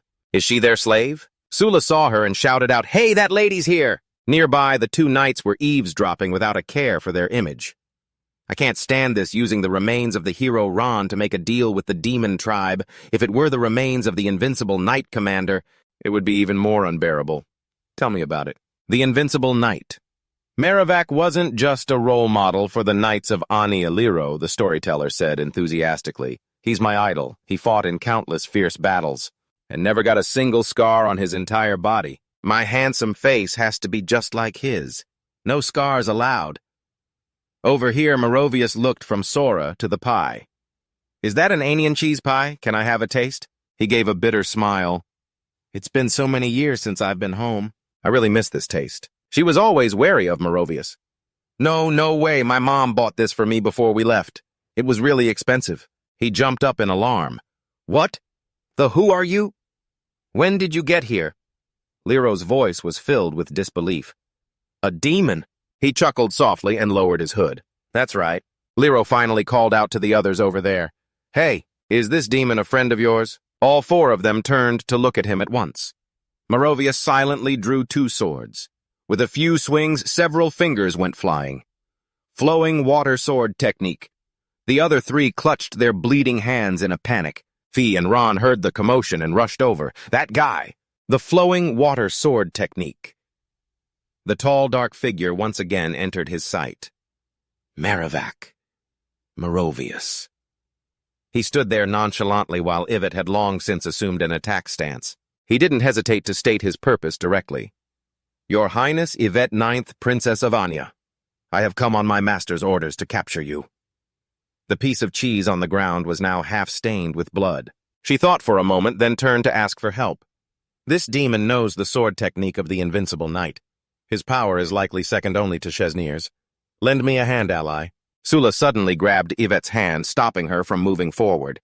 Wait, there must be some kind of misunderstanding. Let them talk for a minute. Meanwhile, Ron was already standing before Merovius. He maintained that emotionless face while the other just gave a knowing smile.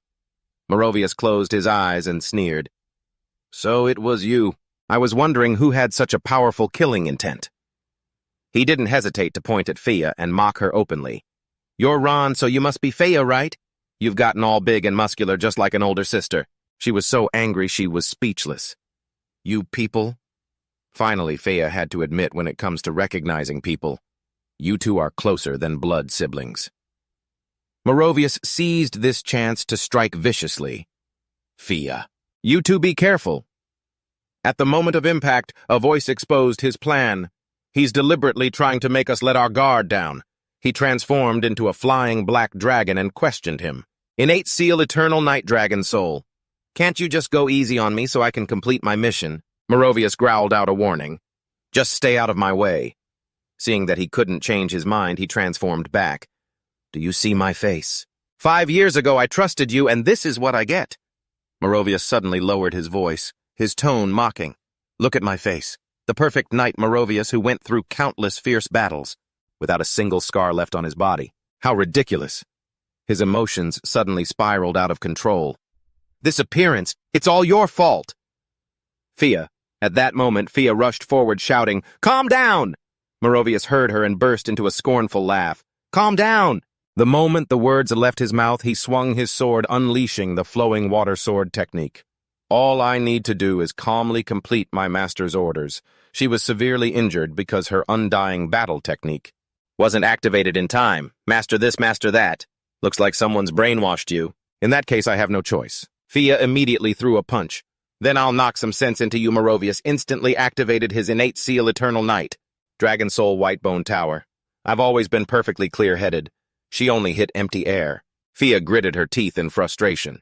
Using the mist to refract light and hide his body, huh? He's learned a few new tricks. While treating his wounds, Ron warned Yvette, "Come here. He's targeting you."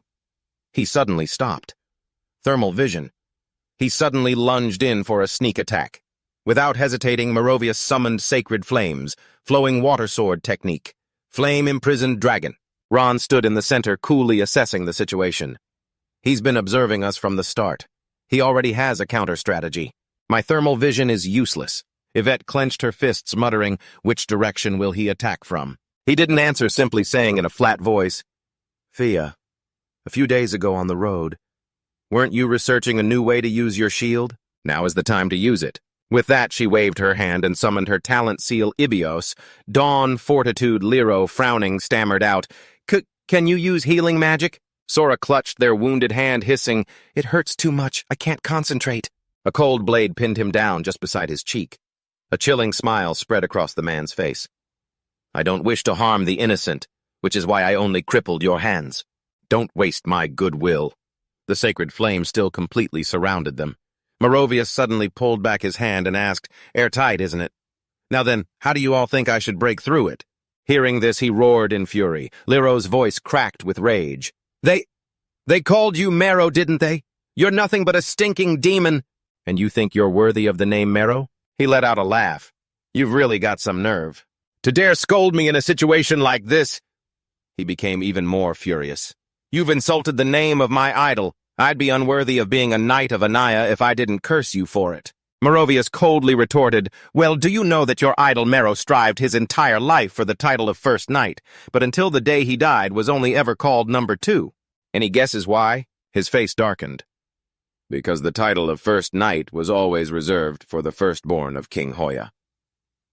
Merovius then transformed into his dragon form. "But among demons, strength is everything. How fair and just," he muttered maniacally. "As long as I'm strong enough, becoming the new demon lord isn't impossible."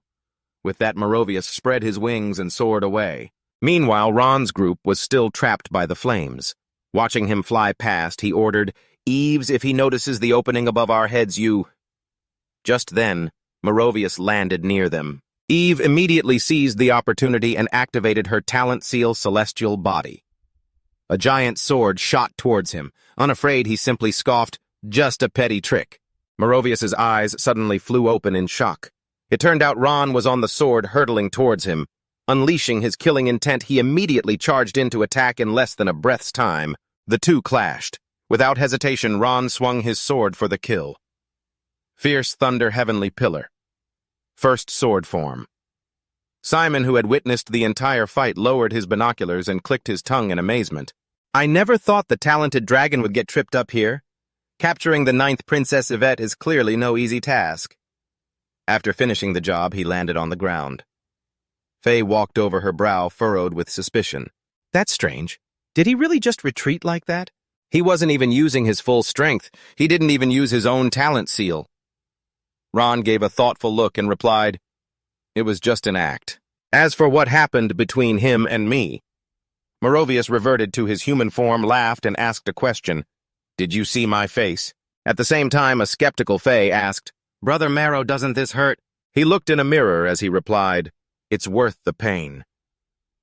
Merovius casually waved a feather and explained, "It's not often I get to meet such a skilled demon. Someone who can actually leave a scar on me in battle.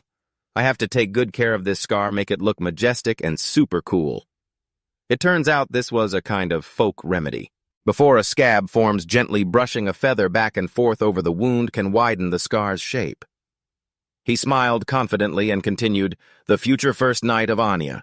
Can't exactly command everyone's respect with a pretty face." She bowed her head slightly and asked, "If you want a scar, you could just cut one yourself, couldn't you?" Merovius looked disgusted and shot back, "You can fool others, but you can't fool yourself. Only wounds left from an all-out battle have any real meaning." He looked in the mirror and mumbled, "I want the world's recognition." At this, Merovius's voice deepened. "But I want my own recognition too." As he was sighing, a wave of healing magic washed over him. "Boss Ron, you're here." Ron pulled his hand back and questioned, "You were injured. Why didn't you say anything?" Merovius, looking at the mirror, wailed, "My cool scar!" Just before he had lowered his voice to remind him, "Someone's watching me. Put on a good show." He replied instinctively, "You're stronger than me now, but whether or not it looks convincing is mostly up to your acting." At this point, Ron finally asked, "Facey, how on earth did you two coordinate your signals? Before and after your hand was cut off, the acting was just too real." Facey grumbled angrily, "What signals? That cut hurt like hell. But I feel like he's changed. And what about that master he mentioned?" He let out a breath and mumbled softly, "He hasn't changed, and he would never accept anyone as his master. Using the word master is probably just to shift the blame. To create the feeling that his hands are tied. It's just an excuse and escape route." Simon, standing on the cliff, spoke up. "Lord Evil Dragon, you have failed." Merovius snorted coldly and challenged him. "That's mainly because your intelligence was flawed. Didn't you say there were only 4 humans?" The old man let out a mocking laugh. "Plans can't keep up with change. Yesterday, when we discussed this partnership, they did in fact only have 4 people. But who can guarantee that an unexpected situation won't arise?" He cut him off impatiently. "All right, that's enough. You've seen the current situation. That demon who wounded me is at least a 5 seal. The risk is too great. I can't accept this job." Merovius sullenly made a proposal. "Tell your master.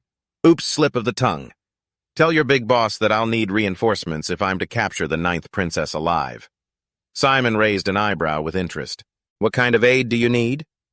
"More money. You hold up a finger stating your condition, 10 vials of the seal power elixir refined by Hao Ya to help me break through to the 6th seal." Simon's face immediately darkened. "Don't be so greedy, evil dragon. 10 vials. That's something Hao Ya refines using her own seal power. Even the lower-ranked knights back in the day could only get 1 vial every 6 months. Otherwise, unable to withstand Hao Ya's abundant seal power, their bodies would explode, leading to death." Merovius retorted, unsatisfied. "So what, I can't stock up on them? In any case, without that elixir to help me get stronger quickly, I can't do a thing about the 9 Princesses Society." The old man narrowed his eyes to negotiate. 10 vials is just absurd. Hao Ya will find out. At most, I can only give you 1 vial. He sighed softly. 5 vials, that's me being generous. Upon hearing this, Simon angrily snapped, "Stop talking nonsense, it can only be 1 vial. What followed was a fierce argument. 4 vials. 1 vial. Oh, 3. Or I'm walking. 2 vials. Merovius suddenly shouted excitedly, "Deal!" He smiled smugly and reminded him, "You said 2 vials. A deal's a deal. Until I get the goods, I'll just be monitoring the 9 Princesses Society." The night sky was a stretch of silvery silk dotted with stars. Ron looked up into the distance. "He has his own plans. We just need to do our part. We'll rest for the night and set off for the Tremor Mudbull ruins early tomorrow morning." Eves suddenly came forward and called out, "Lord Ron, Lord Fay." Fay glanced back. "What is it?" He suddenly made a decision. "It's come to this. I have no choice but to tell them." Understanding dawned, and everyone's eyes widened in shock. Lero bowed his head respectfully and began, "Our apologies, my lords. We were too presumptuous before. And to you as well, Lady Sula. We sincerely thank you." She also knelt to express her feelings. "Lord Ron, the 3 of you have helped us continuously, yet we have nothing to offer in return. We are truly ashamed." The other woman saw this and cried out. "You don't need to do that," Sula exclaimed in surprise. "Such a grand gesture." Ron simply gave a calm command. "From now on, just cooperate with us to reclaim the arm of the evil necromancer. That's all." Eves smiled and agreed immediately. "We will follow your command." He looked at the 3 of them and said, "Get up, rest well, and prepare for battle tomorrow." Ron tossed some firewood and motioned, "Light the fire." "My hand's a bit stiff," the little girl replied, full of excitement. "Yes. The temperature difference between day and night here is too great. We won't be able to sleep without a fire." Sula snapped her fingers, activating the ancient divine skill, Fire God's Ignition Flick. She sent seal power from her fingertip while silently chanting the Fire God's incantation. It's a common spell that blacksmiths, cooks, and frequent campers learn. The campfire blazed, casting a brilliant red glow. The group fell fast asleep, leaving only him on watch. Sora hesitantly approached. "Lord Ron." Without turning his head, Ron asked calmly, "What is it?" She mustered her courage and continued, I've read the legends about you. The ones the Order sect has compiled over the years. Are those stories true? Eve's group suddenly perked up their ears. Sora pressed on. Is the story about you and the Sage of Holy Light Lord Shoka at Tear Lake Village, is it true? Liro couldn't hold back anymore and blurted out, Damn girls are so nosy. If you're going to ask something, you should ask about the truth of the destruction of White Dew City. Ryan asked quietly, a little puzzled. White Dew City. Is that the rumored stain on Lord Ron's name, the massacre of a city? She warned, Don't be vulgar. Faye quietly cut him off. You're interrupting. Go to sleep. We'll talk tomorrow. And she added in her mind, Don't poke at his old wounds. He lowered his gaze slightly and replied, It's all right. If she's curious, I'll tell her. Ron began to calmly recount the story. Back then, the 5 of us had just assembled. We were passing through Tear Lake Village, which had been destroyed by the Demon Clan. I told them I was going into the village alone to take care of something. Shoka, worried I'd be in danger, insisted on coming with me. Amidst the silent scenery, a voice suddenly echoed, My love, we have guests. Hurry and greet them. He recalled for a moment, then continued, I heard that when the Demon Clan massacred this place, there was a newlywed couple. They were tragically murdered, and their immense resentment turned them into vengeful spirits forever wandering the ruins of Tear Lake Village. They haven't faded away for many years. 2 bizarre connected shadows stepped forward to greet us. Welcome, dear guests. 2 distorted faces cried, Welcome to our wedding. Ron waved his hand, surrounding them with seal power. Be quiet for a moment. As I was about to deal with them, I suddenly remembered something. Hey, use your holy light to destroy them. Shoka didn't comply immediately. Lord Ron, you only need to use a little of your power to be done with them. Why do you need me? Ron clicked his tongue and explained, so that they can at least have some peace in the end. She pondered for a moment, then replied, I understand. With that, she reached out her hand and unleashed her holy light seal talent. A pure holy light flooded out, sweeping away the gloomy aura. In the blink of an eye, they returned to their original radiant forms. The 2 of them watched in silence. The dim light fell on Ron's face. Shoka hesitated for a moment as if uncertain. Her small hand gently reached out. Shoka took his large hand in hers. With a decisive move, he suddenly drew his sword. Ron swung it, slashing straight toward her. He stopped the blade just a hand's breadth away from Soka. Only when he had sheathed his sword did she finally speak. So I've been presumptuous, have I? Ron simply ordered in a cold voice, Apologize. Soka froze. What? He repeated flatly, I told you to apologize. You made abrupt physical contact without a word. It made me uncomfortable. She bowed her head slightly. My apologies, Lord Ron. I was too brazen. Ron could only click his tongue and remark, Drawing my sword was an instinctive counterattack. I thought you were an enemy. As for what happened after that, Faye immediately rolled her eyes, thinking to herself, that's exactly the kind of thing he would do. Eve and the other 2 exclaimed in unison, He's on another level. The next morning, the group arrived at the Genli Niu ruins. She observed the area and noted, The terrain is very complex. A reckless attack would surely lead to heavy losses. After some thought, he made a decision. I'll infiltrate. The rest of you stay hidden. When the time is right, we'll coordinate an attack from the inside and out. Zier. Inside the Genli Niu, a small demon was shouting. Anyone who wants to join the domain of the great King Jair, enter this room. The assessment test will be conducted in the Happy Room. The brown demon watched the scene and mused, as expected of the great King Jair. So many demons have heard of his fame and come to enlist today. Seeing the green demon leading a group of people, he laughed teasingly. Well, you're quite something, you little brat. Did you manage to steal some more slaves from the warring royal court up north? He clicked his tongue in disgust. Don't even mention it. The entire warring royal court is filled with men for manual labor. As for the women the great King Jair wants, we can only try our luck. We just have to take whoever we can catch. Hearing this, Ron began to consider these people. I'll have to wait until this is over and tell Eve's group to take them back to the human side. Meanwhile, the green demon was still complaining, however we can take the men? And trading them with the cracked skin brotherhood isn't a bad deal either. The brown demon burst out laughing, mocking them. Those lunatics! Acting like their tastes are so high class. Suddenly, another demon shouted, Next, the last one for today. Ron quickly stepped forward, cutting the line. Yexhao spoke up, asking, Is everyone here? Ron silently assessed the situation. So in this lawless region, there really are quite a few demons who want to join the. He raised his chin proudly. Let me introduce myself. I am your examiner, Ye Chao. I'm sure that before you all came here, you've all heard about our recruitment standards. Ye Chao suddenly broke into a sneer. We only accept the elite. We don't want any trash. Tai Feng silently made a decision. I've already made a bad impression on the examiner. In that case, I'll use this punk to make my own mighty and handsome presence stand out. How did a scrawny, short, and ugly piece of trash like this manage to sneak in here? He thought viciously. Not only do you need to look good, but you also have to be vicious enough. Are you ignoring me? Do you believe me when I say I'll cut your ear off, huh? Old Ha. Reporting. This batch of new recruits has no composure whatsoever. Ye Chao replied indifferently. All right, all right. Quiet, all of you. We will now begin the test. He uncovered a cloth and ordered, come up one by one. My testing device can 1 measure your talent seal and 2 check your seal power level. Ye Chao briefly explained, the seal power level is just a straightforward measure of your total power. It doesn't fully reflect your actual combat skills. A 5 power seal is obviously strong. But a 2 or 3 seal isn't necessarily weak. If a 5 seal idiot with an ice talent seal were to face off against a 3 seal fire type veteran, it's not a given who would win or lose. He pointed, gesturing. Place your hand here. I will judge your strength fairly and impartially.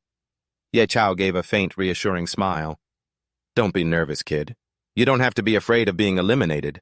The great King Jair places great importance on cultivating talent. As long as you're vicious enough and dare to fight and take risks, you're good material. After speaking, he clicked his tongue in admiration. Talent seal electricity generating organ. 1 seal. Zhu Shan hesitated. 3. Lord Ye Chao, with this, do I pass? Ye Chao mumbled in disgust. Weak in both strength and character. He then eliminated Zhu Shan. Ye Chao coldly announced, and the rest of you, if you also feel that you're nothing but trash, then don't waste any more of my time. Get out of here on your own. An immediate purge took place and countless innocent people were cut down. He sneered, if they all admit they're trash, then what's the point of them living? A loud crash came from the adjacent wall. Chong Ji suddenly appeared in front of them. Ron glanced over, startled. What is that thing? Old Ha was surprised. The great king's Chong Ji. Why is it in the next room? Ye Chao answered. That's a room the great king just recently finished building, and the one next to it happened to be empty. So I told the guards they could temporarily keep it in there. He immediately pointed and ordered, guards quickly bring the great king's Chong Ji back. Be careful not to injure it. The underlings began to act. 1, 2, pull. 1, 2, pull. Chong Ji was in so much pain that tears welled up in its eyes. He glanced over with cold eyes. A red cloth suddenly appeared. As the image of that prisoner appeared, Ron's expression instantly darkened. The man continued nonchalantly. All right. Everyone pay it no mind. Let's continue with the test. Deep Tao casually pointed. Next. Hurry up, I'm busy. Thick Fong hastily refused. My stomach feels a bit upset. Can I go use the restroom first? Otherwise the test results might not be accurate. He immediately shoved him aside and cut in line. I'm busy too. Ron spoke coldly. I want to confirm something. What are your requirements for recruits? The man laughed and replied, either strong or vicious. Got it. Ron growled back. Anything else besides that? That's all, Diep Tao said casually. The crowd murmured, that kid is getting tested too. You can tell he won't pass just by looking at him. I heard the Jair army is a fearsome pack of wolves. Surely they don't need a runt like this, right? Thick Fong was pleased. That's right, just keep stalling like this. Distract them and we'll slip away. Ron snorted coldly and questioned, this testing device, can it really show you my current strength at a glance? He answered angrily, that's right. Now hurry up and get started, you son of a bitch. Ron said in a challenging tone, are you strong enough? Deep Tao frowned. You think I, a proper 3-seal examiner, am not qualified to test you people? Are you deliberately wasting time? If so, I guarantee you a very painful death. Now put your hand out. In that instant, Ron drew a knife. Ron swiftly slashed his tongue. He reached out and took the sphere of light. Deep Tao stammered in horror. You! Ron picked up the sphere with cold eyes.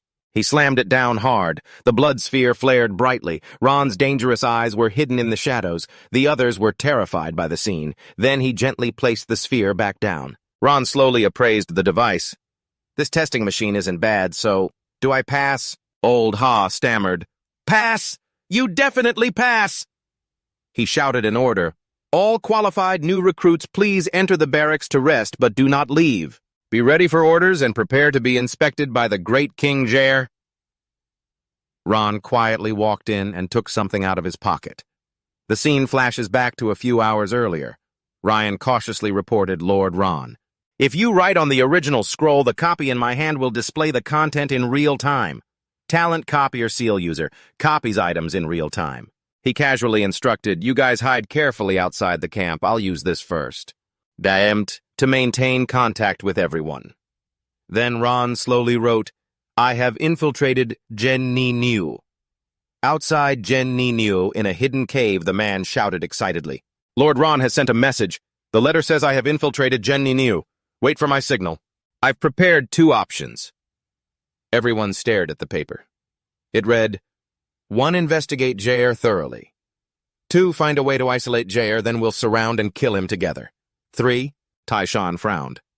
Where is that exceptionally skilled new recruit the great King Jair has specifically requested to see him? Old Ha quickly whispered, This way, follow me. At that moment, Ron was sitting silently in a room. He asked casually, Has he been searched? The old man replied with difficulty, No, I didn't dare. Taishan roared, New recruit, stand up, search him! Ron stood up nonchalantly. Be my guest. Ron stood still as Taishan searched his body. He snorted coldly and muttered, No suspicious items. Follow me, new recruit. The great king wants to see you. Ron quickly agreed. All right, lead the way. The time shifts. 1 minute earlier. Ron was using a healing spell on his arm. The wound closed up. Outside, a bell rang urgently. Yes, Tishan said as he walked Great King. That new recruit has been brought here. The man casually ordered, All right, you are dismissed. Hearing this, he immediately turned and left. Yes, sir. Ron frowned, thinking to himself, using his own arm like that. So this is Rhea. In the dark room, the sound of a stringed instrument echoed. A ferocious face appeared. A hand glided gently over the keys. The sound streaked through Ron's mind. Suddenly, the melody became urgent. Great King Jair stood up and asked, So you've arrived. Don't pay any mind to this. Every time I have the urge to slaughter, I play this instrument to suppress it. There's no need to be tense. This is just a normal meeting. What are you curious about regarding our demon army? You want to learn more, don't you? Ron slowly replied, I have nothing I want to learn. I'm just curious why the great king would want to suppress his desire for slaughter. Outside, there was a commotion. You damn bandit. You've always opposed the great king. Today we finally caught you. The man calmly explained, because I am trying to be a demon who does not kill. Ron let out a scornful laugh. That's like a baby crying for milk. We demons were born to kill. How can you go against your own nature? A mysterious voice rang out. That's right. It is the instinct that the demon emperor planted in our bloodline. We are invincible among all living things in this world. But I will make my own choice. Jair continued. All right then. Now it's my turn to question you. Have you ever heard the piece of music I just played before? He slightly raised an eyebrow and answered calmly, I don't understand the music of you humans. Suddenly, the man lunged forward to attack, and Chiet Ni roared, Liar! When I played the wrong note, you clearly frowned. Shinha suddenly ran over to show off, Isn't the Dan I wove beautiful? Let me put it on for you, Dad. These flowers match the color of your skin. I couldn't bear to pick them, so I sat beside them and waited for them to fall on their own. I waited for a very, very long time. The man coldly slapped her straight across the face, his attitude filled with disgust. I've told you countless times. Don't run around all over the place, don't you understand? Are you deaf? You can't even follow such a simple order. Humans, how are you harder to train than dogs? Seeing this, he was startled. Sina cried and begged, Dad, don't hit me, I was wrong. Don't hit me? The man angrily emphasized, And another thing, Chietni said with contempt, You are not allowed to call me Dad, you lowly slave. Just then, Thiet Son ran in. My king demons are flying in from the east. It looks like the evil dragon from the rumors. The man swung his arm and threw her forcefully aside. The infamous evil dragon? I fear this visitor does not come in peace. Today is a good day to meet him. Yes, sir. Sina, go back to the basement on your own. Sina stammered, "Yes, yes." Chietni suddenly gave an order. "This new soldier. I'm very pleased with him. You take him back to his quarters." He quickly agreed. "Yes, sir." Ron moved behind Thiet-san. His gaze coldly flickered over to Ron, then followed Sina's retreating figure. Merovius yelled, "The 9 princesses and the caged dragons, where did they escape to?" "Even though it's just an act, if we lose them, it won't be easy to answer for." Chietni advanced to the top of the tower. Suddenly, a rock appeared. Chietni picked up the stone, his aura filled with killing intent. His eyes widened.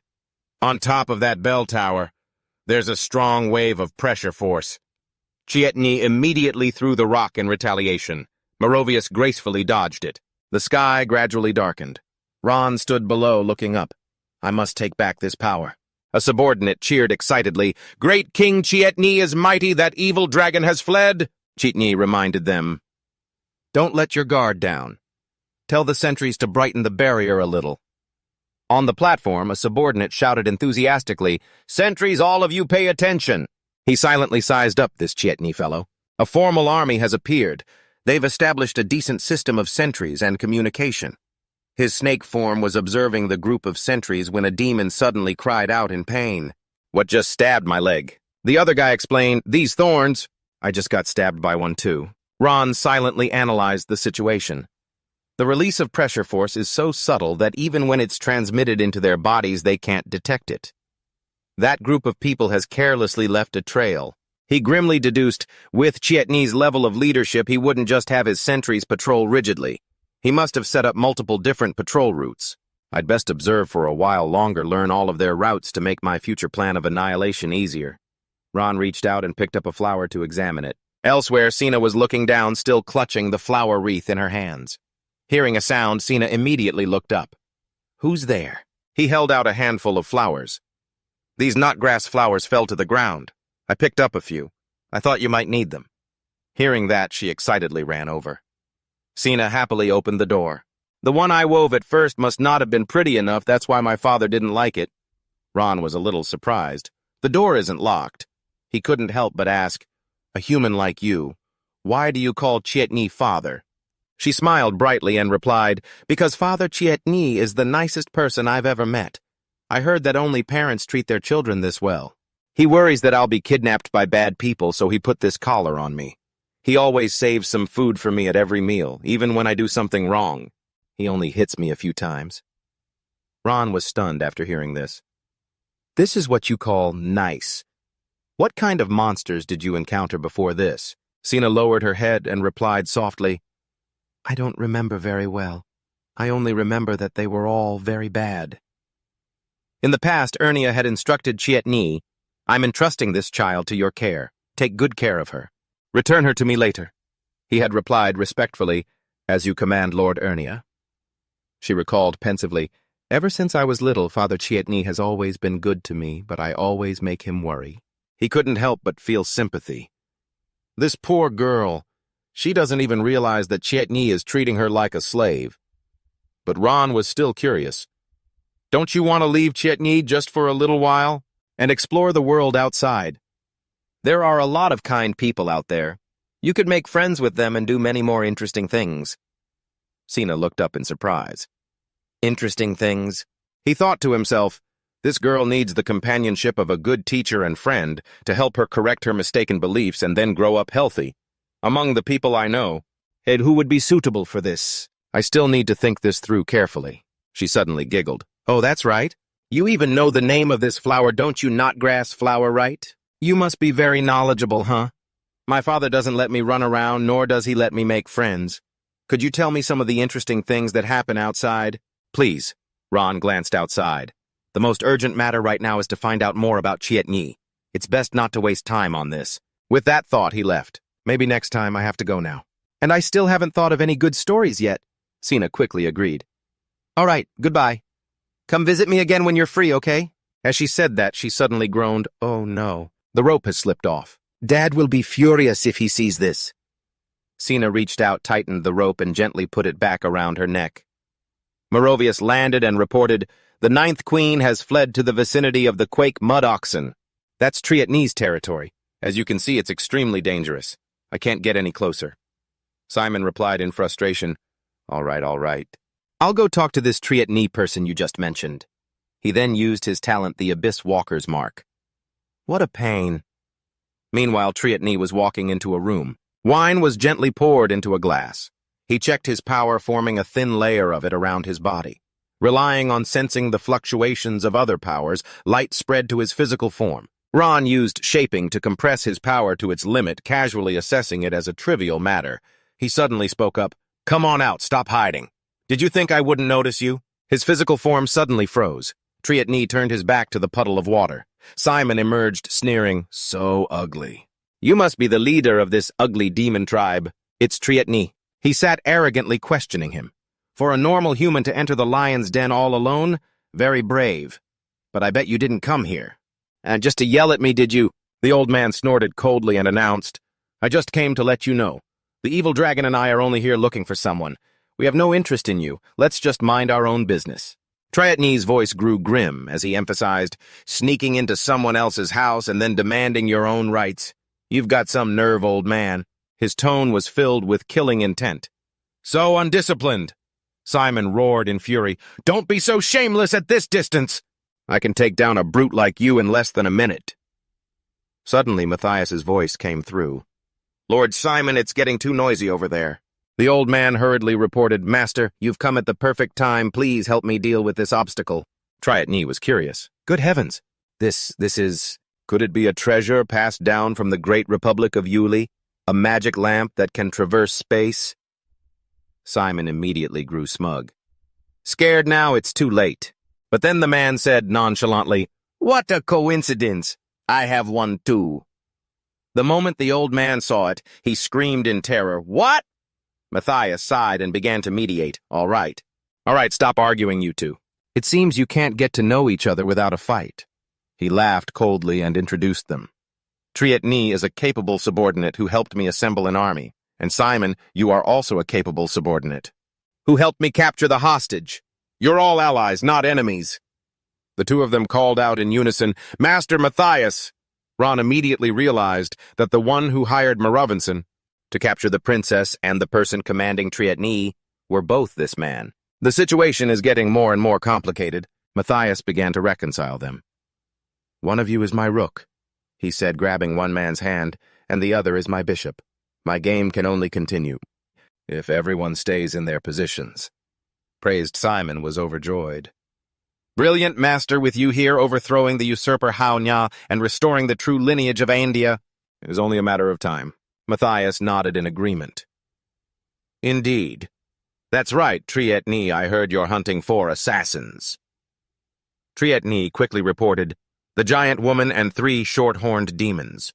Although I repelled them earlier, I didn't pursue them out of caution. Instead, I issued a bounty to the other gangs asking them to help me eliminate this threat.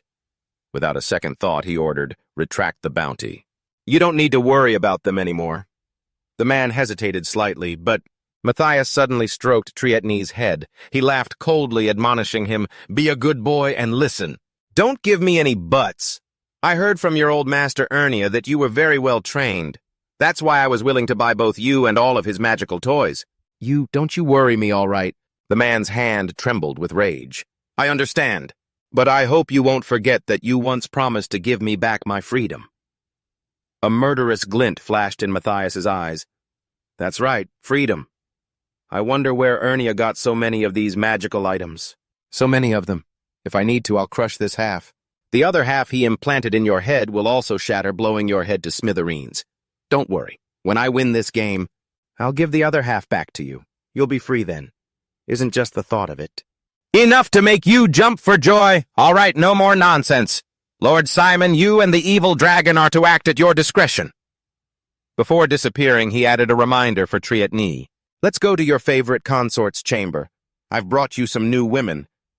Jia reached out and took the lamp, obeying the order. Simon immediately made a request. Get me a guest room. I'm sick of sleeping out in the open. Jia didn't refuse. Wait a moment, I'll have my subordinate arrange it. Seeing this, Ron thought to himself, Jia is about to leave. I have to follow him and see what's going on. His body moved gracefully as he followed. Ron hid around a corner, secretly observing. The man was standing before the favored consort.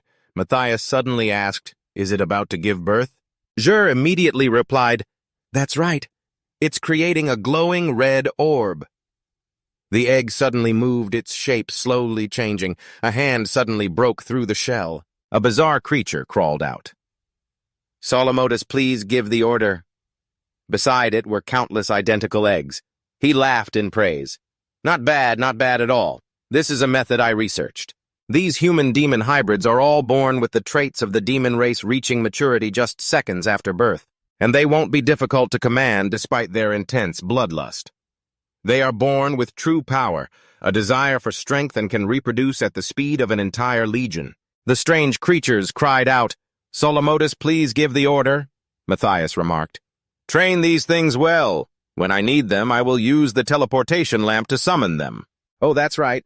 There's also the process your demon race must go through after birth. Give me the short version." Jir reported, "By decree of the revered demon emperor, Solomodus Lord Matthias is your supreme commander, and I am your second in command." The new creatures and the others all shouted in unison, "We obey, we obey, we obey, we obey." He calmly gave an order. "As for these defective products, you can just destroy them yourself, Jir. Sometimes I truly have to marvel. Your demon race has such artistic talent, like rough stones waiting for the skilled hands of an artisan. A master with the vision and taste to mold them into works of art." The man snorted in response, "I don't know the first thing about art." At the Velvet Hill Estate, the fiefdom of Lord Matthias. Matthias laughed and chided, "You have no sense of romance at all." Outside the gate, countless people were entering. Clara smiled and marveled. "I never thought orphans like us would be chosen by a lord from the former dynasty to come here and serve him." Nora also clenched her fists and cried out, "That's right, sis! If someone takes us in, we won't have to go hungry anymore," Emma interjected dejectedly. "It's probably some perverted, stinky, ugly old man. Who else would want us? Outcasts that nobody would care about even if we died. We can only grit our teeth, endure, and serve him." He quickly approached to greet them. Matthias smiled gently and began, "A pleasure to meet you, ladies." She blushed bright red, wondering, "Who is this person?" Suddenly appearing, a flustered Clara stammered, Are you Lord Matthias of the First Aeneas dynasty, the one who has agreed to take us in?" He smiled and confirmed, "Indeed I am." The moment she saw Matthias, her older sister exclaimed, "No wonder he's from an old noble family. He has such an air about him." Her younger sister gushed excitedly, "He's so handsome." Emma also nodded in agreement. "He's completely different from the nobles of the Second Dynasty now, who only know how to use swords and fight demons. Plus, he's so handsome." Nora eagerly stepped forward to express herself. "We are truly, truly grateful to you, sir." Her older sister's eyes also lit up as she volunteered, "My lord, I'm very good at serving others. Please let me be your personal maid." He smiled gently. All right. Now I need you all to stand close together."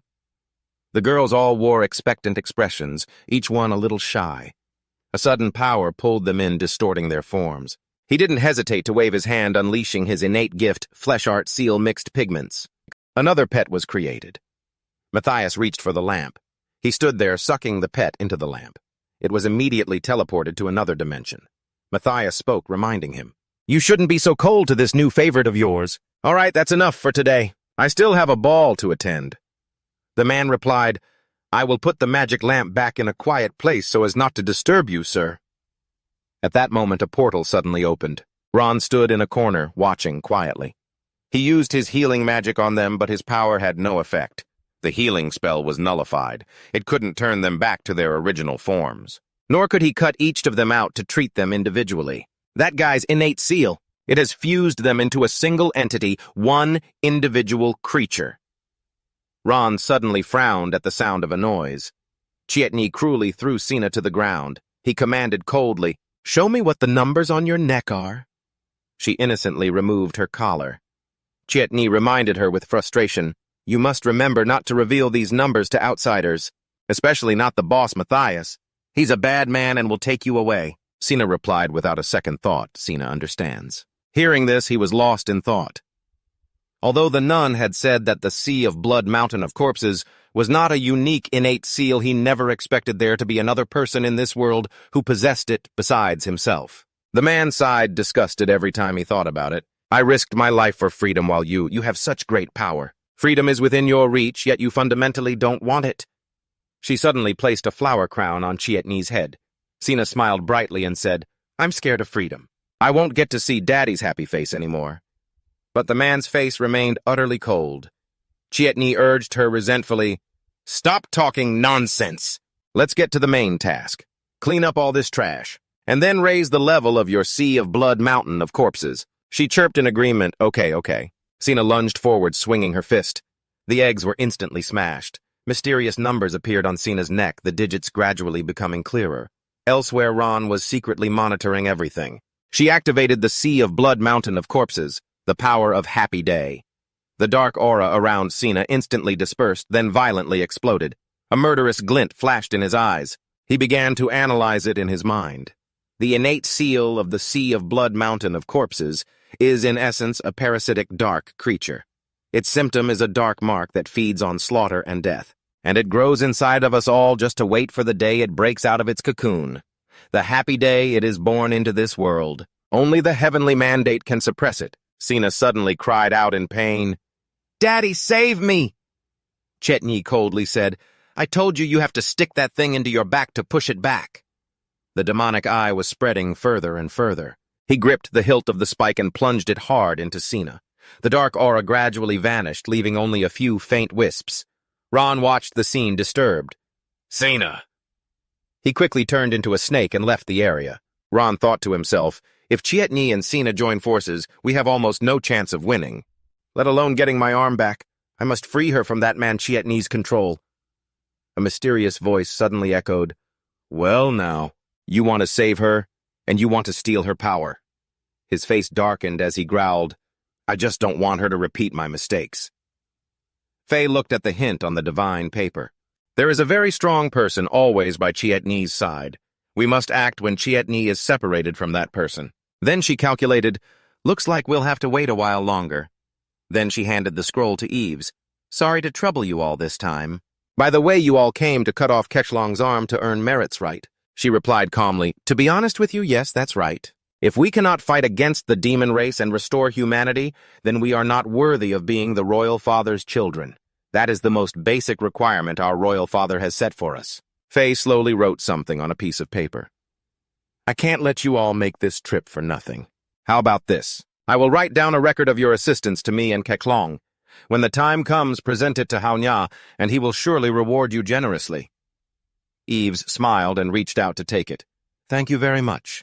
Then we will humbly accept. She then added, It's a small thing. Her Majesty the Queen, Rian remarked excitedly. This way Lord Haonya will surely value us in the future. Sora cheered with excitement. His Majesty will probably reward us with a lot of money, right? Lots and lots of money. I want to buy my parents a really big house. Lero quickly chimed in, Our futures are about to skyrocket. But I'm not cut out to be a frontline combat knight. I'll switch my focus to studying military and civil affairs, diligently striving to become a count. Faye then smiled and reminded them, Hey, don't say things like that. It's bad luck. Usually anyone who talks about what they'll do after this battle is over has a very high chance of dying. The three of them anxiously covered their mouths. She and Eves were amused to see them so spooked. Meanwhile, Matthias was happily playing chess. Let's see how the preparations for this game are coming along. He quietly assessed his ever-growing military strength, all of it hidden away securely in Genuyu. Matthias fingered the bottle. The hostage, the ninth Princess Eves Simon, is a useless brat incapable of accomplishing anything great. But with the evil dragon's help, capturing her is just a matter of time. Suddenly, his expression turned dangerous. The only thing lacking is our ally. Beignet, the one who sold me the arm. Jir's severed arm. And Galong, I don't know where they've run off to now. There's no trace of them at all. I can only rely on that guy. At a vast ruin 1 year ago. The White Deer City ruins. Simon walks behind Matthias. That eternal demon king, Geezer. Is he really going to come here to meet us? He reassured him, Don't worry, I've already contacted him. His handwriting in the letter is very elegant, like a well-mannered, educated person. I believe he won't easily break his promise. Suddenly, a small ball gently rolled near Matthias's feet. He frowned, looking closely. Two, sitting in a wheelchair, spoke softly. "Excuse me, could you kick that ball back to me?" Matthias cheerfully bent down and picked up the ball. He calmly made a request. "Let's get straight to the point. Your injured half, Gay Long, cannot be healed, but my hidden talent can help you attach a new limb." However, Matthias carefully gave Simon a hand signal. He's definitely not alone. "You stay alert. If there's any movement, we run immediately." He smiled and walked forward. "The secret gift I prepared for you is Gay Long's severed arm. It happens to be a left arm which you can use." But Tu refused in a low voice. "This is a matter of personal vendetta. I will not accept it." Matthias was silent. Then he smiled and handed over the ball. "In that case, I will help you find other suitable limbs. At the same time, I hope that as the great eternal demon king, you can help me out a little when I need it." Matthias in the present fingered a chess piece. "Hao Nya, you should really thank your momentary mercy from over 25 years ago for not pulling us up by the roots. Old officials from this previous dynasty like us." Hao Nya, helpless, held his head. "Enough! Don't let anyone else die. The remaining nobles of the old dynasty like yourselves. I will grant you all titles, and you can also keep a portion of your original lands." He then flicked the chess piece. "Once this game has started, it's not something you can just stop by saying you won't play." Meanwhile, Sina is happily drawing on the wall. She turns and chirps, "You're here again." Sina quickly approaches Ron. His expression is serious as he looks ahead at the drawing of three people happily holding hands. Sina excitedly urged, "Have you thought of one yet? Any interesting stories from outside?" Ron slowly sits on the ground. "Do you know about White Deer City?" She immediately replied, "I've heard Dad and the others talk about that place. It used to be the richest and most developed city. Even the streets were paved with white stone." He bowed his head, lost in thought, saying nothing. Ron began to speak slowly. "I suddenly remembered someone's story. Maybe you and he have a few things in common." Flashback to 33 years ago. White Deer City on a day of pouring rain. The first thing he remembered was the rain. There was no particular reason. It's just that autumn in White Deer City often had a lot of rain. In a vast city submerged in the downpour, opposite the castle was a poor neighborhood. He was also born in the autumn, an image of Elsa and Marin affectionately playing with Ron. She worked as a fabric dyer. In his memories, his mother's hands were bluish-purple. He, the father, was always around smoke and fire, and Dad was always coughing. They both always had to listen to what people were saying. "Their kid is 6 years old this year, right? Still hasn't found a job. Looks like he's mute. Born a burden." Marin angrily retorted, "My son isn't mute. He's just a little slow and hasn't learned to talk yet." They hastily replied, all right, so he's not mute." In the distance, two people sighed, "How much are the firewood tax and the well tax this year? Have you seen it went up again? And there's a new military provision tax, too. I heard our kingdom of Medellin has to strengthen its forces on the border to defend against the peasant rebellion in the neighboring eastern country." Elsa asked helplessly, "Ania, can we even make it through this year?" Marlon replied, "We'll just have to take it one step at a time." Hearing a sound, Ron happily turned his head. He excitedly hugged his father's leg. Both parents smiled happily at Ron. Marlon then took out a few coins. "Be a good boy and go buy some bread. The cheapest kind we always eat." Outside, whispers could be heard. "Have you heard? Anya is in a massive revolt. The peasant rebel army has tens of thousands of people. It must be more than that, probably over 100,000. I heard their leader's name is Hao Nya. He's a chef." He held the bag of bread and ran happily back. Suddenly, Gran turned his head to see someone throwing a ball against a wall. "Father must be very busy today. He probably didn't even notice I ran away from home." The two looked at each other in silence. He slowly walked closer to Victor. Ron's stomach suddenly rumbled with hunger. Ignoring the look, Victor was still thinking, "What does this little brat want? He's not even saying anything, so annoying." He smiled and offered the piece of bread to him. In the rain, Ron kindly shared a piece of his bread. Victor helplessly accepted it. Then he quietly watched Ron leave. Victor watched him turn into an alley. Bruno and Marco threatened, "Stop right there, kid, hand over the money." Suddenly, a voice rang out coming to Ron's aid. "Hey, you two thieves! How dare you bully the weak right in front of me?" Victor stood in front of him. "How insolent!" Marco laughed mockingly.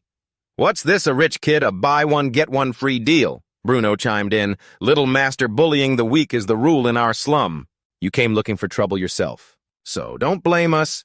He coldly replied, bullying the weak. You mean that thing that represents stupid, savage, animalistic instinct? Victor continued his impassioned speech. My father taught me that the strong protecting the weak is a proud virtue. It is civilization and order. The two of them immediately pulled out their knives. You son of a bitch, stop spouting that meaningless crap I don't understand. I'm in no mood to argue with you. He immediately activated his power. I will absolutely not tolerate you demons in human skin talent seal of the myriad kings, the monarch. Both of them gaped in terror. Bruno and Marco immediately turned tail and ran for their lives. Ron's eyes widened in amazement. Victor hurried over to help him up. You don't need to kneel before me. Protecting the weak like you is what I'm supposed to do. Then he smiled and added, Besides, I should be thanking you. This rain just won't let up. The two of them happily snacked on bread, and just like that, Victor and Ron became acquainted. Winter. The two of them played together. Spring. The two were always inseparable. Summer. Two sets of footsteps hurried through the rain. He ran behind him. Slow down, you mute kid. Are you trying to show me something cool? What's the rush? Over here. Everyone is watching an execution. Victor and Ron climbed onto the city wall. To be honest, I hate being around so many people. I'd rather be in the library reading the classics. He looked in the direction he was pointing. A man was being hanged. This criminal committed multiple thefts and has been sentenced to death by hanging. He struggled in agony. The man's eyes bulged as he screamed violently. Ron watched the scene intently, while a horrified Victor clamped his hand over his mouth. Then he began to vomit violently. A moment later, Victor turned around and declared, I'm never coming back here again. You shouldn't come here to watch executions either. As he walked away, he added, I think the law is too harsh these days. If I ever get the chance, I will definitely try to reform it. The city was a gloomy scene under the rain. A ball was thrown hard against a wall and a hand quickly caught it. Victor turned and waved. I have to go home for dinner now. Let's play again tomorrow. Whispers could be heard all around. There's a rumor that some merchants in White Dew City are secretly colluding with the peasant rebel army. From Anya. I bet some of the high-ranking lords will be arrested today. The executioner is going to be very busy. Leon bowed as he saw him return. Young master, you're back. The master is waiting for you. A deep voice rang out. You've been slacking on your studies lately. Enzo sternly reminded him, You are my son and the future Grand Justiciar of White Dew City. Do not spend all day playing with your worthless friends. He stood before Victor. You have 1 week to memorize Volume 3 of the Laws of the Medalan Kingdom, and you are not permitted to leave the house until you have. He bowed his head and replied, Yes, father. Then Enzo gave an order. Prepare the carriage. The Council of Nobles has summoned me to a meeting. The old man obeyed. At once, my lord. The ball bounced up into the air. Ron played with it as he walked. Suddenly he was pushed over by Romano. Get out of the way, you peasant scum! Ron fell sprawling to the ground. He struggled to crawl toward the ball. Suddenly Ron looked up with a start. Marin was trying to explain, Sir, this is all a misunderstanding. We know absolutely nothing about the rebels from the neighboring country. I see that you're talking about. The man replied, The pottery and dye workshops where you work sold goods to the Anya rebels. If you're innocent, the Grand Justiciar will surely clear your names. Crying, he tried to cling to them, but was immediately restrained by a soldier. Ron watched helplessly as they were both led away. The nobles were currently in discussion. This must be handled strictly and swiftly. Instead of being peaceful citizens, they dared to collude with rebels from a neighboring country. This is worse than murder and arson. The public has been crying injustice lately. This is the perfect opportunity to make an example of them and get them to quiet down a bit. There is no room for mercy. It is better to kill 1,000 by mistake than to let a single one escape. Grand Justiciar, what are your thoughts on the matter? Enzo considered it seriously. Over 100 people have been arrested this time. This is a grave matter, and I must review it carefully. To execute them all would be too cruel. The room immediately fell silent. He hesitated before speaking. However, Enzo raised his head, asserting, We absolutely cannot allow the flames of a neighboring country's rebellion to ignite among our people. That would only lead to the collapse of order, and drag more people into chaotic war. Between two evils, we must choose the lesser. The scene changes to the execution grounds. Ron ran frantically toward them. Elsa's and Marin's eyes had already rolled back into their heads. He tried to kneel and support them. Gritting his teeth, Ron held up both of their legs. Dante stepped forward impatiently. "We can't just let that brat make a scene." But Roman stopped him. "Don't be so hasty," Nico spoke up from behind them. "We just made a bet to see how long this little devil can hold out." The man added, "It's rare to get a bit of entertainment on such a gloomy, rainy day." He replied reluctantly, "Fine. But if the captain of the guard comes down and blames us, this has nothing to do with me." "Half a day, I bet he lasts half a day," Nico said excitedly. Roman replied, "I give him 2 hours max." Meanwhile, Victor was engrossed in his studies. He looked out the window worriedly. The rain was getting heavier and heavier. Leon hurried after him, reminding him, "Young master, your father said you're not to go out until you've finished your studies." But Victor opened the door anyway.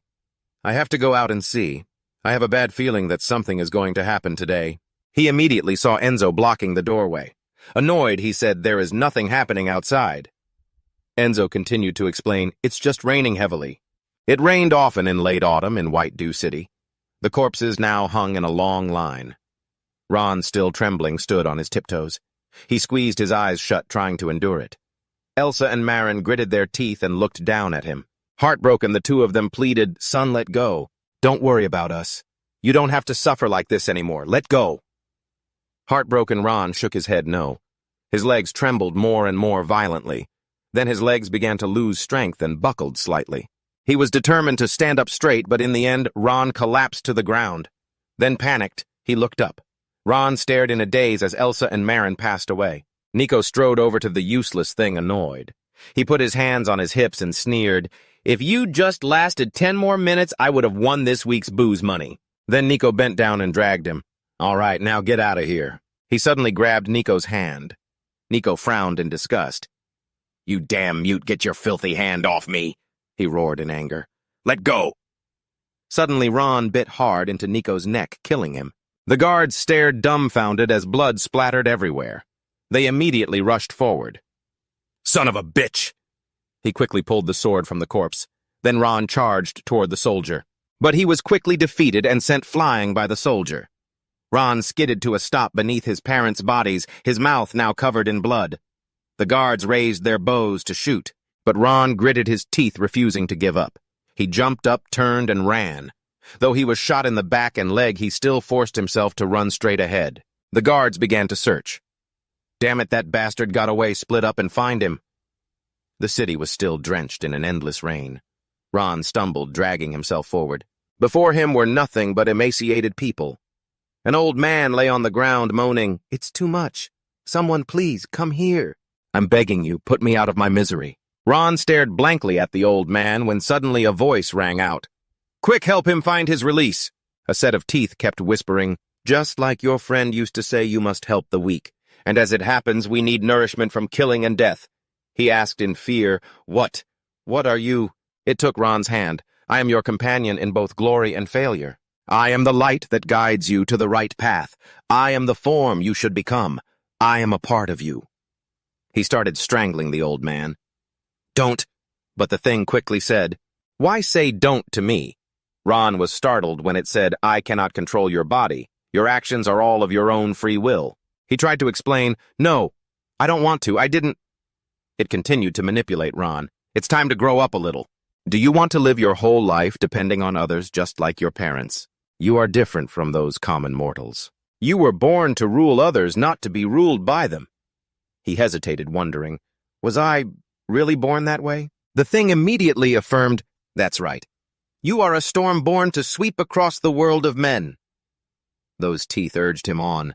"Are you still hesitating? Don't you want to become invincible, unstoppable, to destroy everything you wish to destroy, to hold the reins in your hands?" Ron's eyes turned bloodshot. The soldiers continued their search. "Hurry up. This is the disposal area for patients with infectious diseases. They're all just poor devils whose lives are worse than death. Don't let them infect us with any strange plagues." Roman suddenly saw a corpse on the ground. He warily drew his sword and went deeper inside. Roman's eyes shot wide open. He was terrified as he looked at the pile of bodies in front of him. What the hell is this? Ground. Danger appeared behind him.